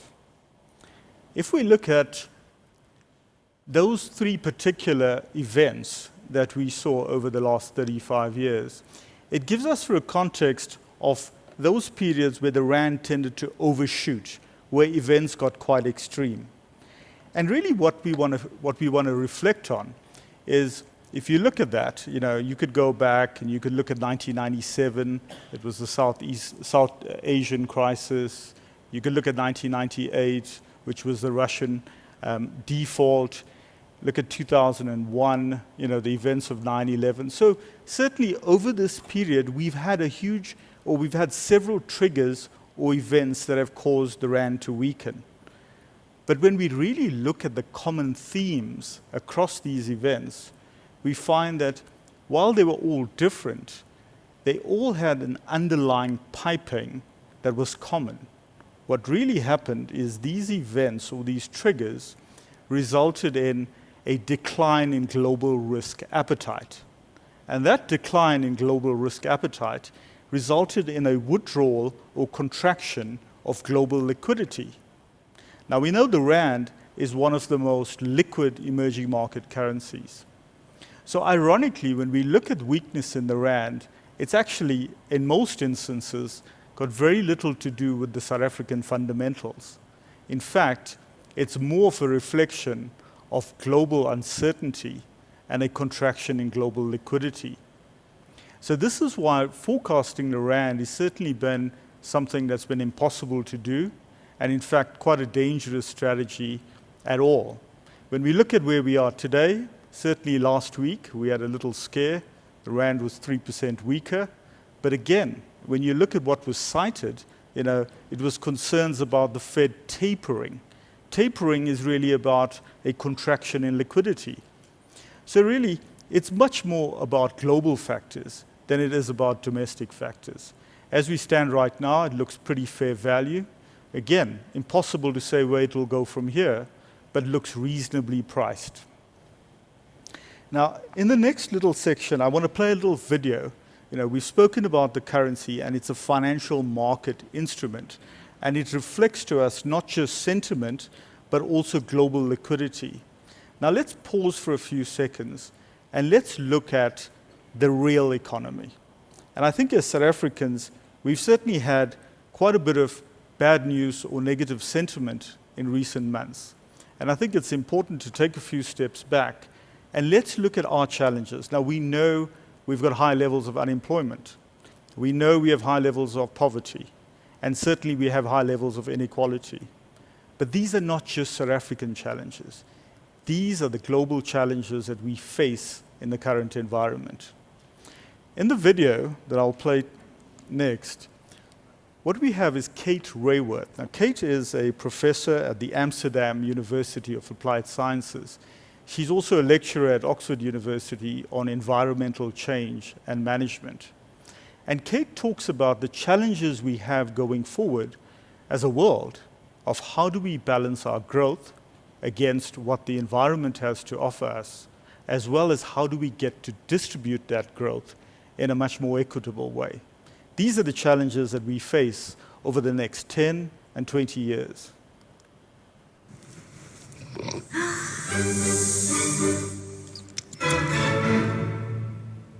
I'm fascinated by a question, And I know I'm not the only one. And that question is, what should economies be aimed at? Well, I studied economics at university 20 years ago, and we never actually asked that question, even though it seems like a very fundamental one, because the answer was a given. It was economic growth. Over the past years, though, economic growth has had a good ride. Since 1970, it's quadrupled. And if you believe mainstream predictions, it's set to quadruple again by 2050 on the global scale. So economic growth has been doing very nicely in the long-term big picture. And yet, there are some things that we fundamentally care about that aren't coming along with it. And there are three I want to highlight. One, deprivation. Secondly, degradation. And thirdly, inequality. More and more social commentators are talking about the rise of inequality and the importance of tackling it. 2/3 of the world's population today live in countries that are now more unequal than they were in 1980.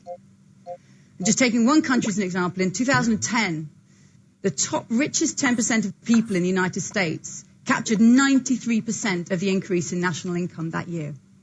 So inequality is really quite extraordinarily at the heart of the way economies are growing. Our politicians know it. We're hung up on talking about economic growth, but because they know that we need more than this one lever doesn't really capture everything we care about, they're increasingly trying to qualify what they're calling for with extra terms. So Merkel has called for sustainable growth, David Cameron for balanced growth, Barack Obama for long-term lasting growth. Barroso wants the EU to have smart, sustainable, inclusive and resilient growth. And all these terms, I mean, sometimes I feel like I'm walking into a New York deli bar. You know, so many different terms are being added to this idea. It's clear that we want something more than growth. The fact that we want something more than growth, though, shouldn't seem like news, because when the very idea of national income and its growth was conceived, its inventor warned us that we needed something more than that.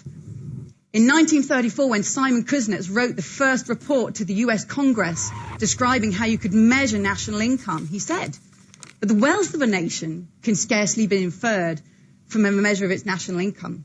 He gave us that caveat on day one. And no wonder our politicians are searching, grasping for the language that they need to describe where we're trying to go, because growth isn't enough as an idea of what we're trying to achieve. What if instead of starting with economic growth, we start with the fundamentals of what we care about, everybody meeting their human rights, living within the means of this planet, and then we ask, what kind of economic system would help to take us there? One thing is true, we need to widen our concept of what economic development is, far beyond growth alone. So we need to think about investing in the wealth that sustains us, the human wealth, the natural wealth, and the social wealth, because it's from these that everything that we generate in our economy flows.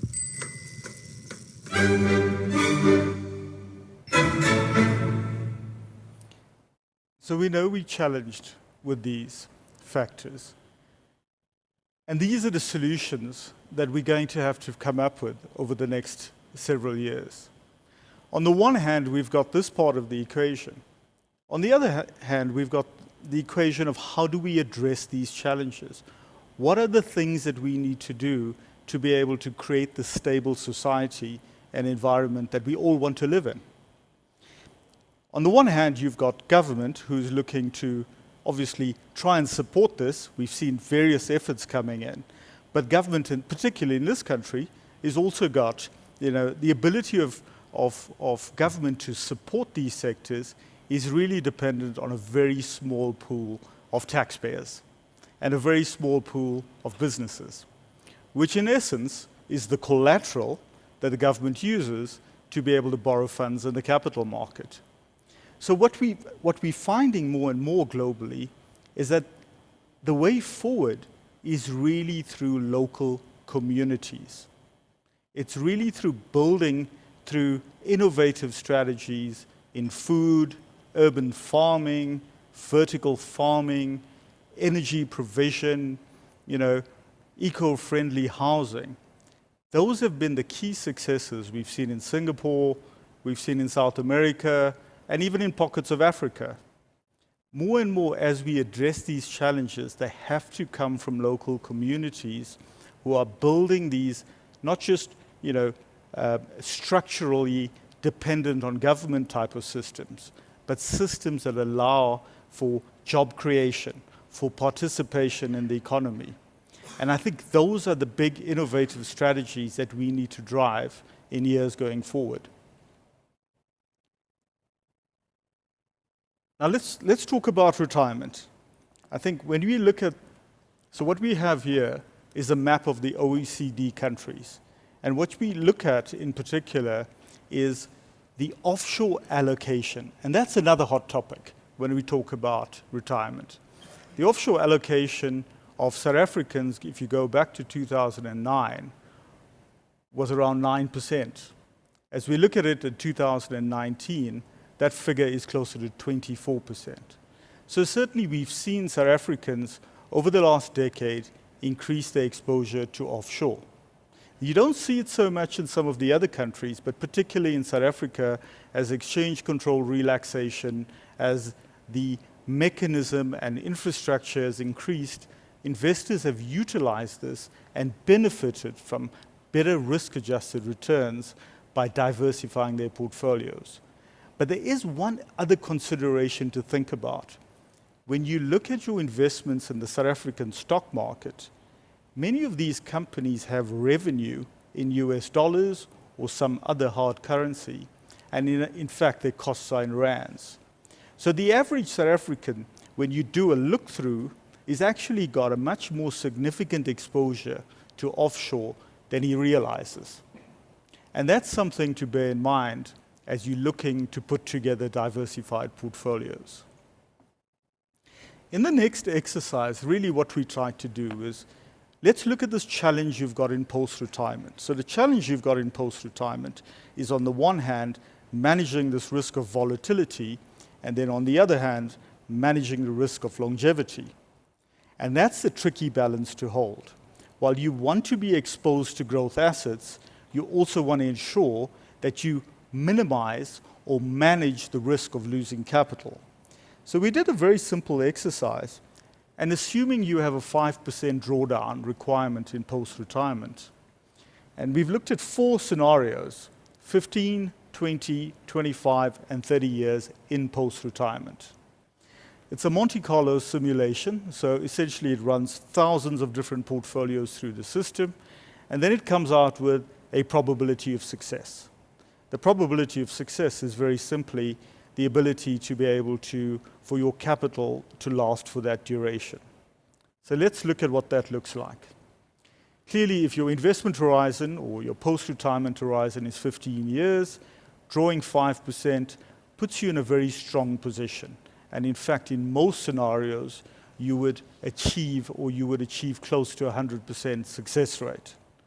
Of course, as that investment horizon increases, and you now look at 20 years, what you see is you need to be building up exposure to equities to offer you that protection, that real return protection that is able to keep your capital protected in real terms. Then as we move into 25 years, you start to see that requirement for growth assets increases even further. So certainly, and then when you go to 30 years, you see that even more. So there is a correlation between the duration that you would like your capital to last and the proportion of growth assets or assets that give you high real returns. Now, this is a very blunt Monte Carlo simulation. Clearly, in a financial planning process, you'd be able to distill that into a lot more specific or detailed analysis for yourself. But it does highlight the tricky balance of maintaining exposure to growth assets if you have got a longer investment horizon. Now let's talk a little bit about South African stock market. What we have here is the price to earnings ratio of the stock market going back to 2006. And we've got certainly the price to earnings ratio for the market, and then we've stripped out Naspers and Prosus because it's such a big, these are such big companies, they have such a significant impact on the market, and they tend to be a little bit expensively priced. Then let's look at what the averages look like. So despite the concerns that we've had and the slowing in the economy that we've had in the last 12 months, the stock market is actually offering us reasonably attractive valuation. When we look at it, we see it's amongst the most attractive levels we've seen in the last sort of 10 or 15 years. Is this a case of some of the bad news is in the price? Potentially. And this is one of the cautions we have around, when the headlines are out about the negative factors, the pessimism, one's got to be very careful. How much of that is already in the price? And in fact, is this an opportunity going forward? At PPS Investments, we recently added to our domestic equity exposure. We like the valuation of the market. It looks cheap to its own history. It looks cheap to global markets. So certainly from that perspective, we remain quite positive and quite constructive on South African equities. Now let's talk about portfolio construction. And really what this is, it's the engineering of how we think about meeting our clients' investment needs, whether it's pre-retirement or post-retirement. What we know is putting together a solution to meet a client's needs is a very different strategy from being able to just run a pure equity fund trying to outperform the market. It's got multiple different components that you've got to get right, and you've got to be able to consistently deliver that. So let's move forward into what we think about are the 5 critical steps that you've got to get right if you're going to deliver consistent performance time after time. So the first step is really about what we call screening. Screening is really about, the way we think about that is, can we search for managers, investment managers, who have an element of consistency? They're not just the top performer this quarter and then falling off the next quarter. Are they consistent in applying their philosophy? Are they consistent in applying their process? Is the team structure consistent? This gives us a pool of managers that tick the key boxes that we feel confident about, that we can continue to deliver that type of performance going forward. The step 2 is really around manager selection. In that process, what we want to do is, on the one hand, qualitative, so get to know the managers. What are they thinking? Are they invested in their funds? On the second hand, we're looking at quants. Do the quantitative stats show us that this manager has been able to add value, is consistent, and is authentically sticking to their investment philosophy? Once we've gone through that process, the next step is, how do we blend these managers together? And I guess you could think about it as a sort of putting together a football team. How do we blend these different positions, these different skills, in a way that optimizes the portfolio as a whole? So not just optimizes return, but also optimizes the risk that you take. Step 4 for us is all around asset allocation. Now, asset allocation is that underpin that provides the stability a portfolio requires. And that's really saying, what blend of equities, bonds, cash, global assets do we need to put together to be able to consistently achieve this target? Remember, we know what these different asset classes have delivered in the past. So we have a starting point.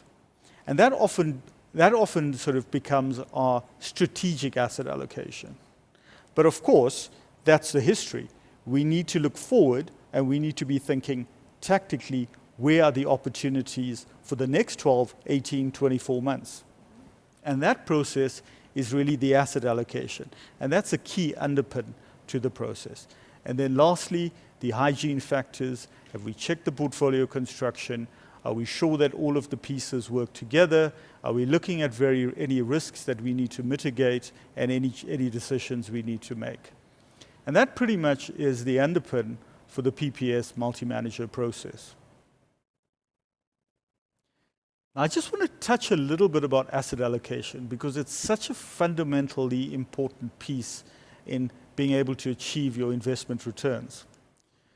So what we have here is the efficient frontier. And what you can see is the different asset classes give you a different mix of return and volatility. Our ability to blend these different asset classes in different combinations allows us to manage the overall risk and return of the portfolio. And as you can see here on the chart on the right, the strategic benchmark for the CPI plus 5 versus the all-share index, you can see that smoother journey. You can see the contractions or the declines in the market tend to be much more muted, and you tend to see also good, strong recoveries.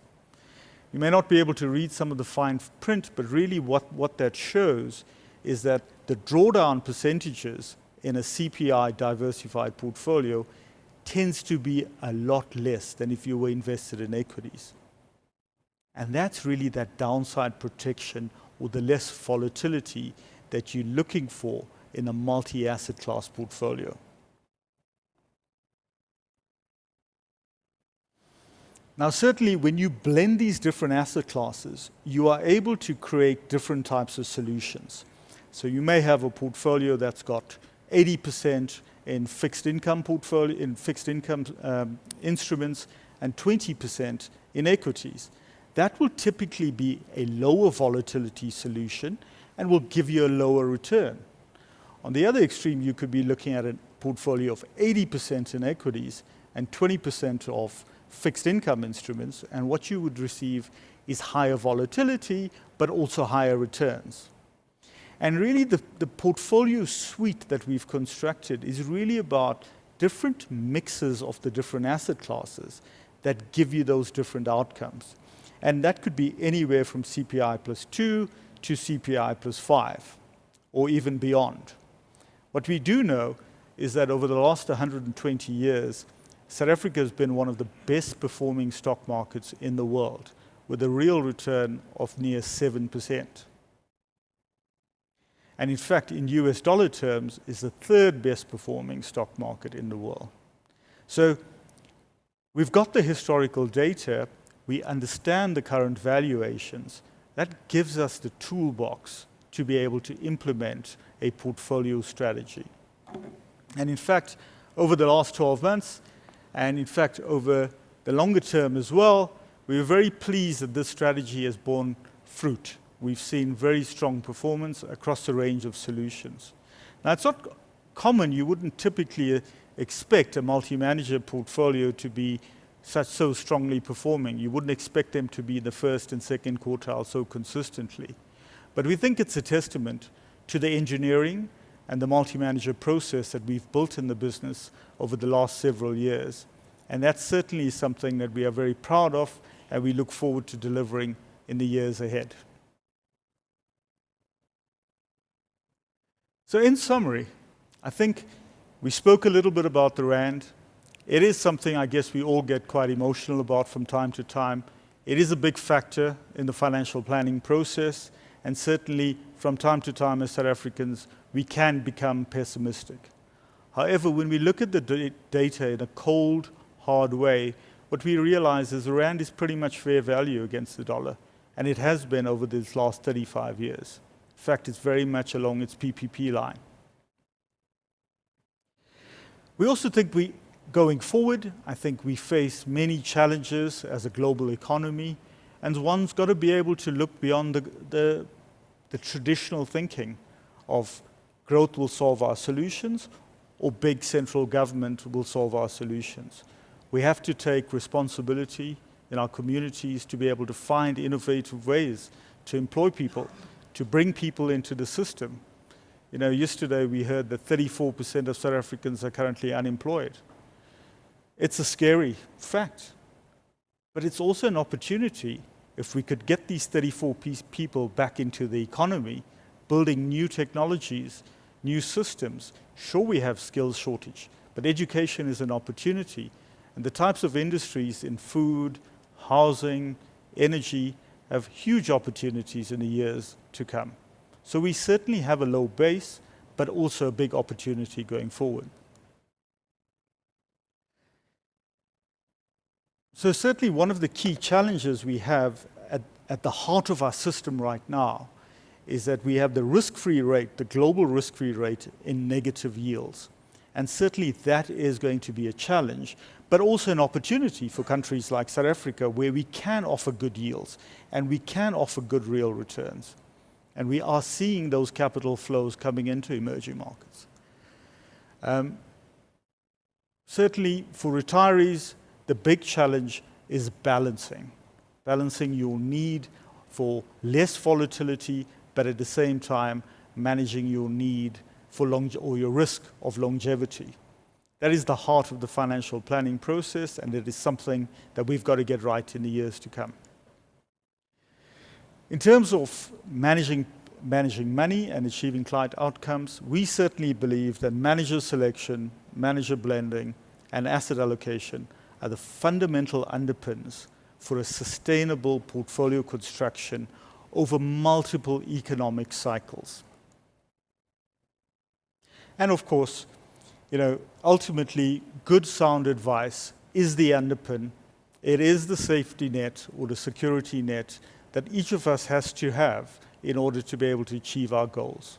Thank you.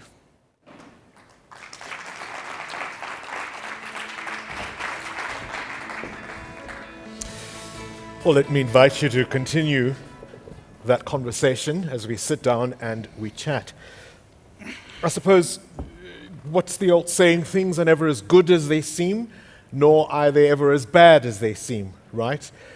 Never waste a good crisis. I could flood you with a whole bunch of cliches. Look, one of the things we have to think about is the reality of the last 18 months for many countries around the world, but obviously for South Africa as well. So in the context of everything that you've just said, what are the obvious key challenges, but also opportunities that we could or that we should be considering? Thanks, Bongani. I think, I've mentioned some of the key challenges. We certainly have fairly high unemployment, and that's a cause for concern. I think we have high poverty. That's also a cause for concern. But on the optimistic side, I think what we do have is we have a young population. We have one of the younger populations in the world right now.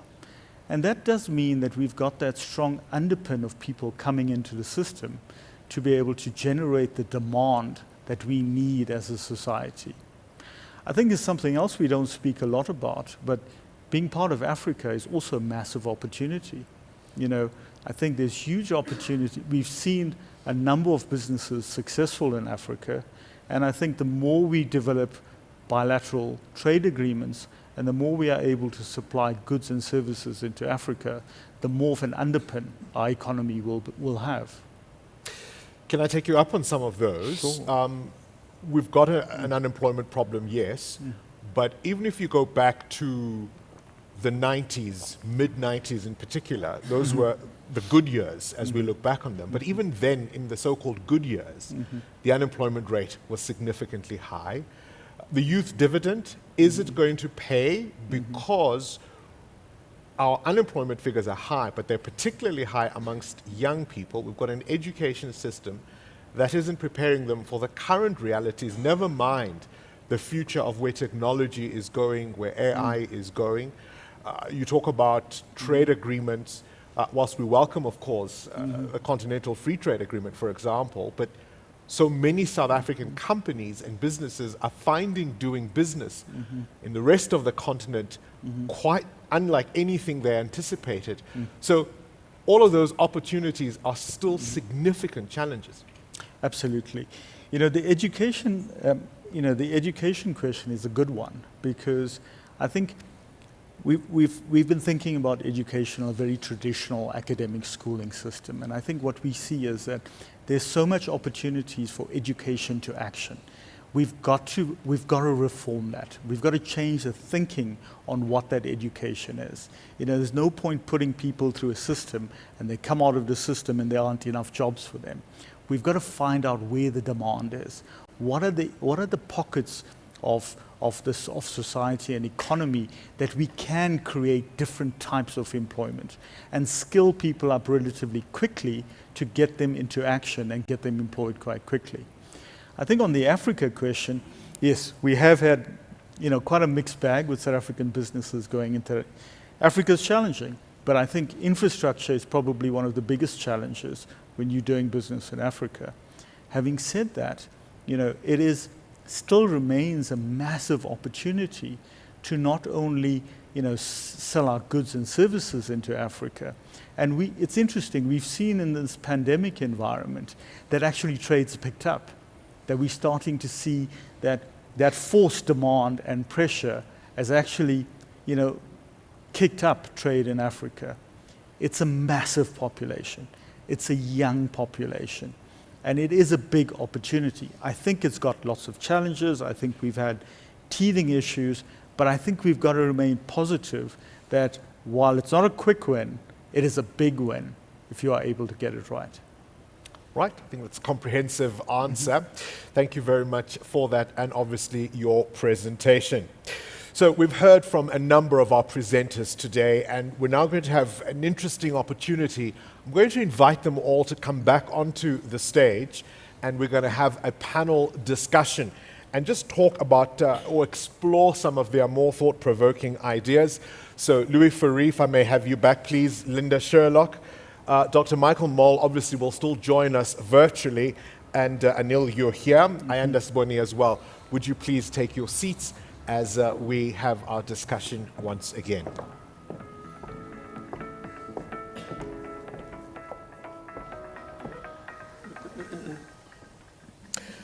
Ayanda, let me start with you. We started this conversation by talking about the lack of a savings culture in South Africa. When we think about the impact of the last 18 months, the COVID-19 pandemic, national lockdown restrictions, what consumer trends have you been able to pick up? Are people thinking differently about retirement savings? So, Bongani, disposable incomes are under threat. They're really under a lot of pressure. When you look at the official inflation rate, which is published by the Reserve Bank, versus the real inflation rate, which is what you and I experience, you start realizing that there's a mismatch between the two. Professionals or the middle class in general are under tremendous strain because the calculation of inflation doesn't, or at least the real inflation that we experience, doesn't quite give to the same extent the proportions. For example, if you look at Eskom, the price of electricity has gone up 4 times the 2008 price. That's a massive increase in terms of price of electricity that we consume. If you look at the real incomes that we earn because of increases in marginal tax and other indirect taxes, people are taking a lot of strain. And when they take that strain, what tends to happen is that they then look to borrowing, as Louis had mentioned, and they use the borrowing together with less disposable income, and that's creating a problem. Another one is, at a social level, is the rise of the kippers. And I'll encourage you to write this down. It's kids in parents' pockets eroding retirement savings. It used to be known as failure to launch.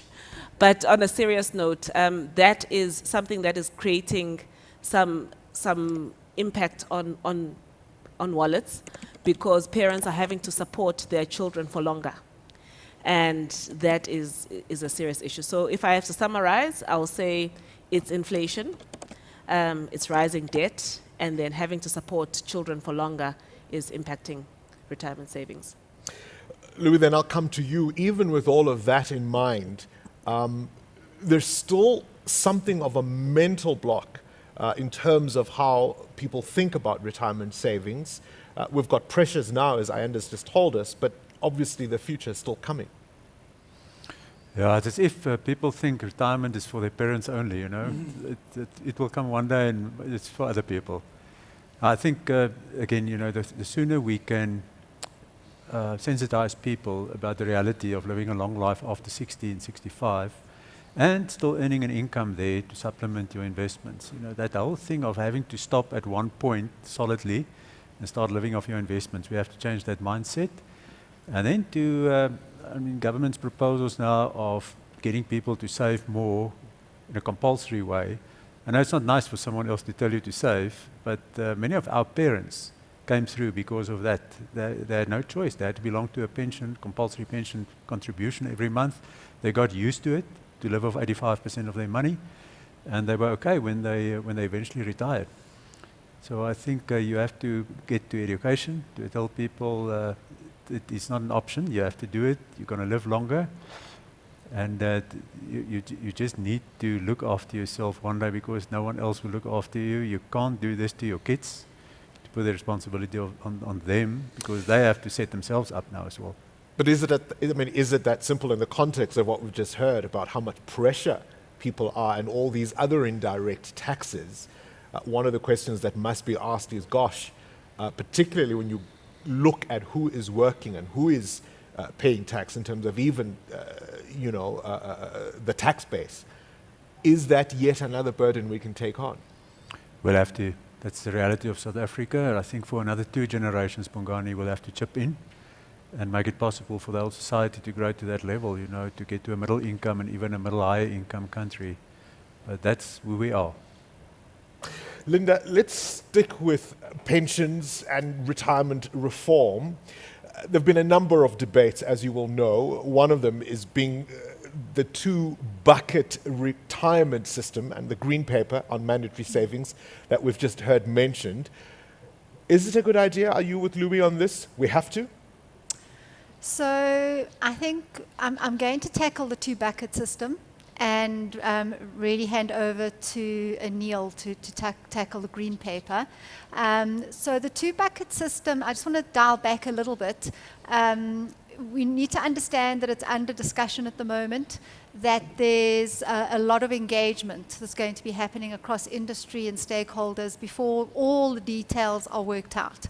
And what is it? So simply, it's a bucket that will be available as an emergency saving, and then there'll be the long-term saving. And some of the information that's currently available is talking about if you do access it, then the longer-term bucket, you cannot ever access it till you actually retire. So those are some of the conversations that are taking place. When I have a look at it in the context of what is already a difficult retirement environment for most people, my concern is largely around the access and what is the trade-off. So from a PPS point of view, we believe that it's needed within the South African context, Louis, but we do advocate strongly that it's only done under advice, that the scenario trade-offs are guided by your financial planner, your wealth manager, your advisor, so that you fully understand the long-term impact. Anil, this green paper, Treasury almost disavowed it. Ned Lack said it wasn't consulted. Is it dead in the water, or a reality, as Louis says, it must be? Look, I do think it's an extremely ambitious project to take on. I think it's very complex, and I think we've seen to be able to provide for retirement, disability, death cover, and to be able to administrate such a program has got a huge amount of challenge in it. I think, Louis made a very interesting point earlier on where he spoke about a basic income grant. And it's been amazing how worldwide, you even had an American candidate for presidency who ran on a basic income grant. It's amazing, globally, this is really sort of taken on.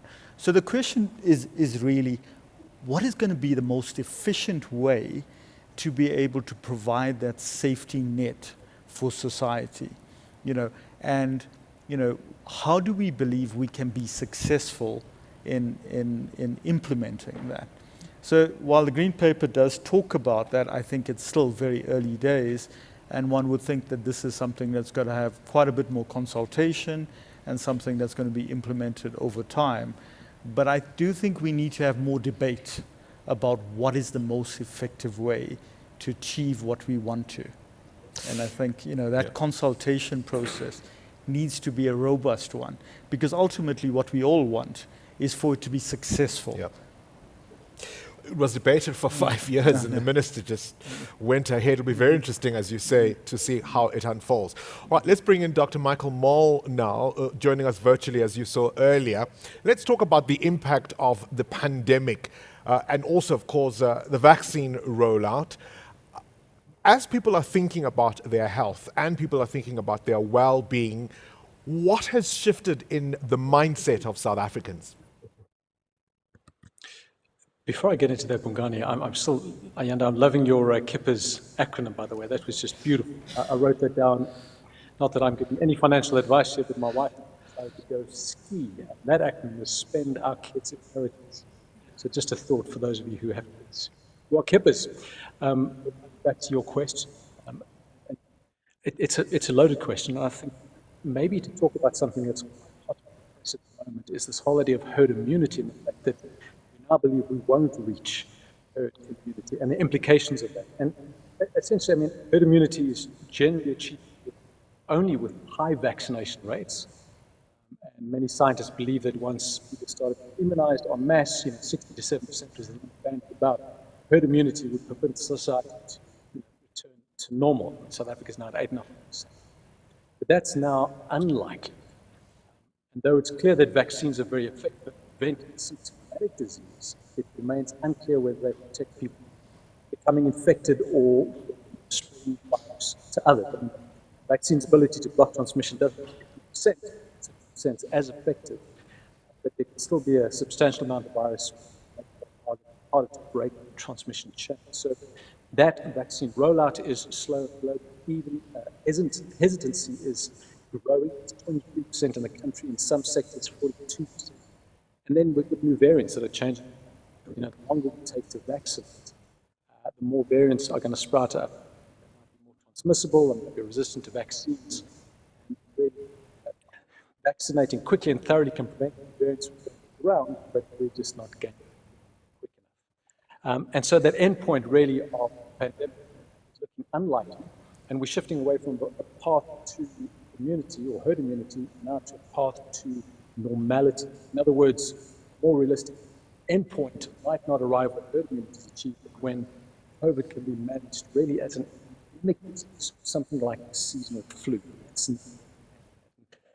Scientists, South African scientists now, containment, which is not as grim as it sounds, not containment, really means trying to achieve a level of immunization which is going to cause the least amount of strain on our country's health system.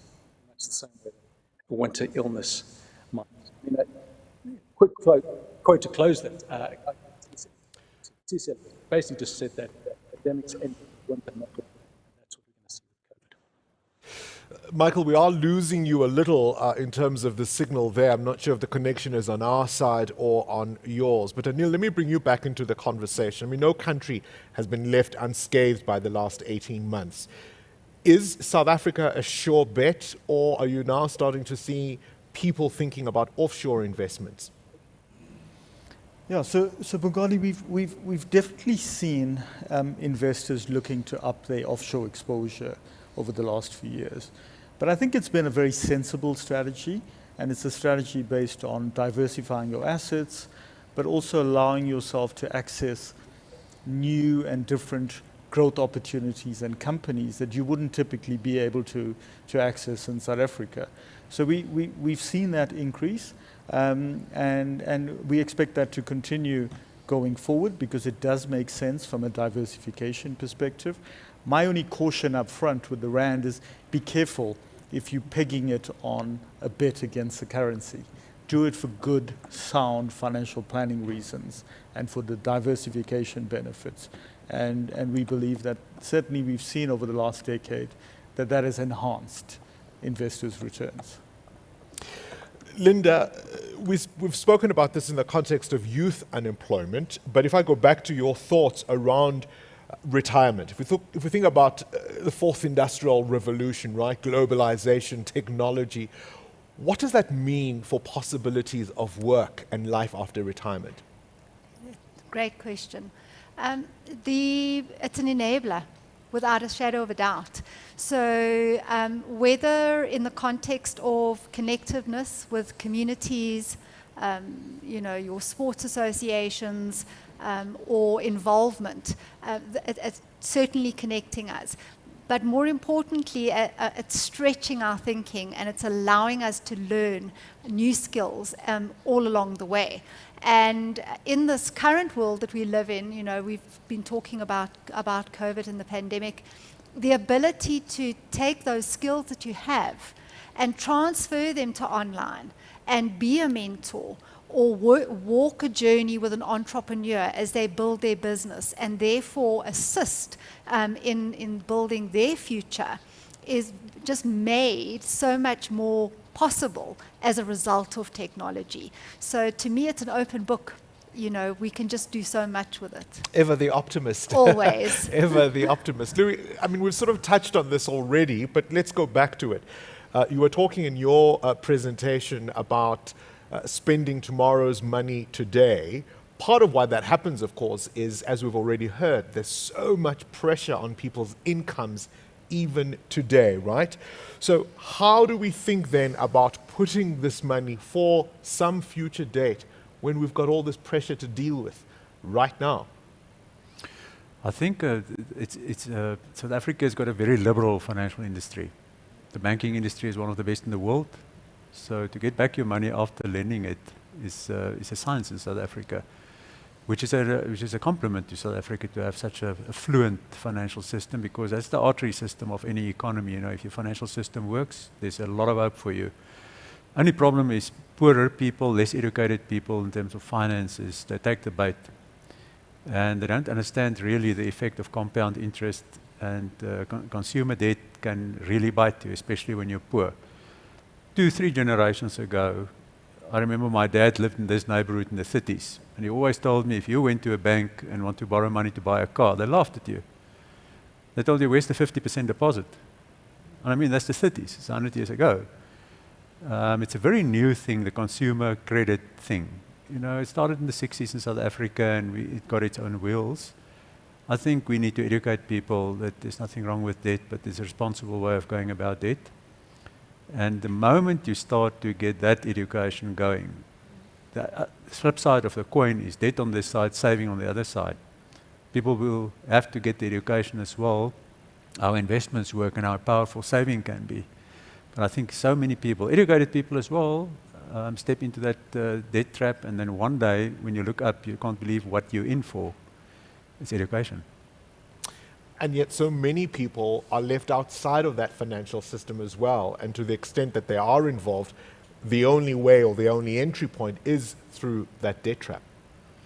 Yeah, but that's what an entry point to have, you know, because you're on the back foot from day one, and they simply take back your consumer stuff you bought on debt, and there we go again, back to scratch, eh? Michael, let me come back to you. You're feeling a little isolated, no doubt, in the sense that you are not here. So let's stay with that theme. Social isolation. How much has this had an impact on not just our mental health, but even our physical health?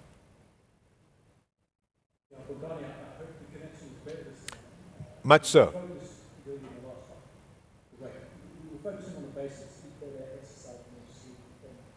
But there really is something else to consider, and I think is your social life. And that's not how often you go out, you're asked, but the way relationships and friendships impact on your overall health. And there's a growing area of research. Several studies, in fact, have been able to show that positive social support, whether it comes from friends or family members or a spouse, is strongly associated with better mental and physical health. But in contrast, and this is where it's really fascinating, social isolation, what COVID has really brought, forced upon us, is linked to higher rates of chronic diseases and mental health conditions, and may even set off changes at a cellular level, promote things like inflammation and lowered immunity. Ironically, social isolation drops immunity, but that's interesting. But one study in particular put the heightened risk of dying from loneliness in the same category as smoking 15 cigarettes a day, or being alcoholic or abusing other substances. Being active. That's how dangerous loneliness is. It surpasses health risks. So, in fact, studies show that some loneliness increases the risk of death by 45%. Again, these are statistics coming from studies, so it's not just a sense, it really is a real thing. So I say that, and maybe just to kind of wrap up with this, often get people say to me that I'm more curious than ever thanks to social media. And that just infuriates me, because that's really where the problem lies. In fact, the main thing is the social media paradox. We're more connected than ever, but we're possibly the loneliest we've ever been. Think about how you interact with your social media friends, liking the post, or sending, sticking out an emoji, whatever. You'll understand the difference between that and an actual conversational person like you guys are having right now. I don't feel part of it because I'm far too big on the screen. But interestingly, South Africa has been ranked in the top 10 loneliest countries around the world. People living in isolation. So social isolation is a huge issue. So speak to someone, talk to strangers. It's good for you. Talk to strangers. Right. Anil, your final question for this afternoon, the long-standing debate, right, regarding active or passive investing. What are your thoughts on that?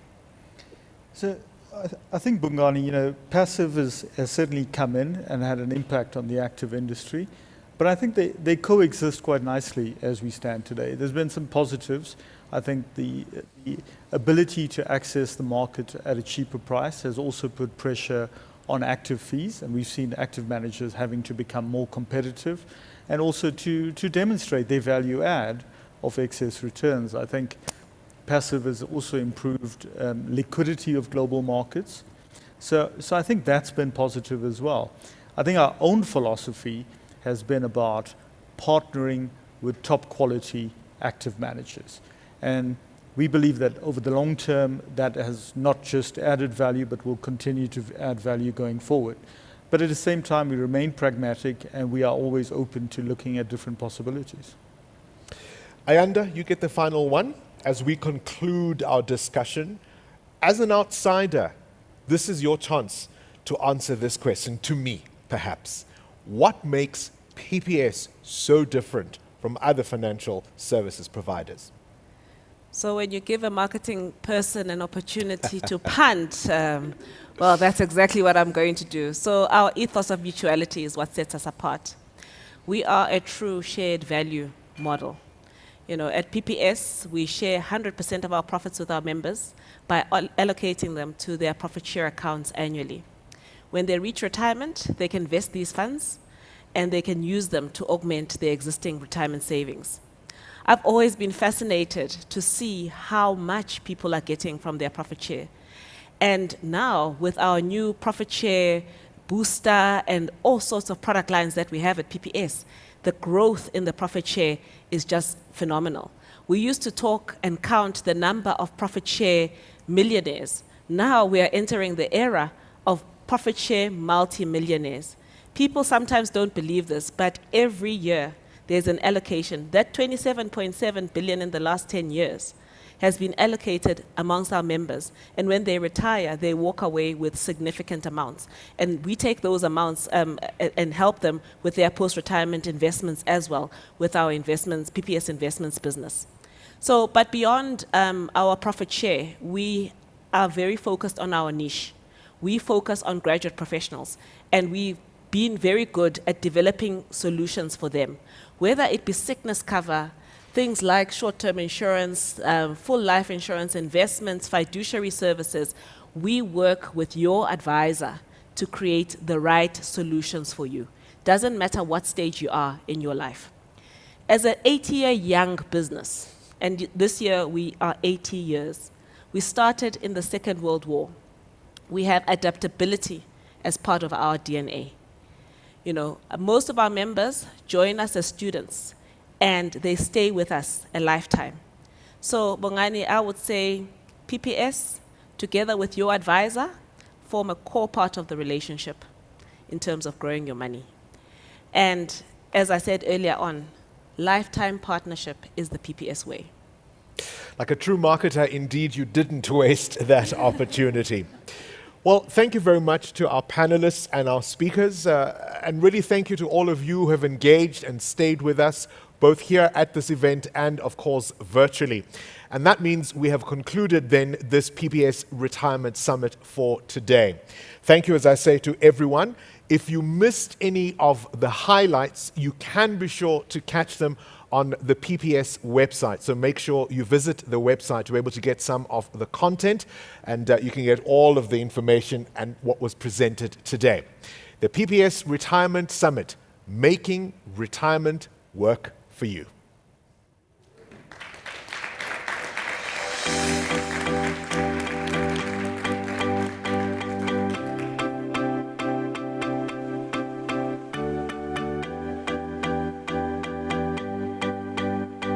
Thank you.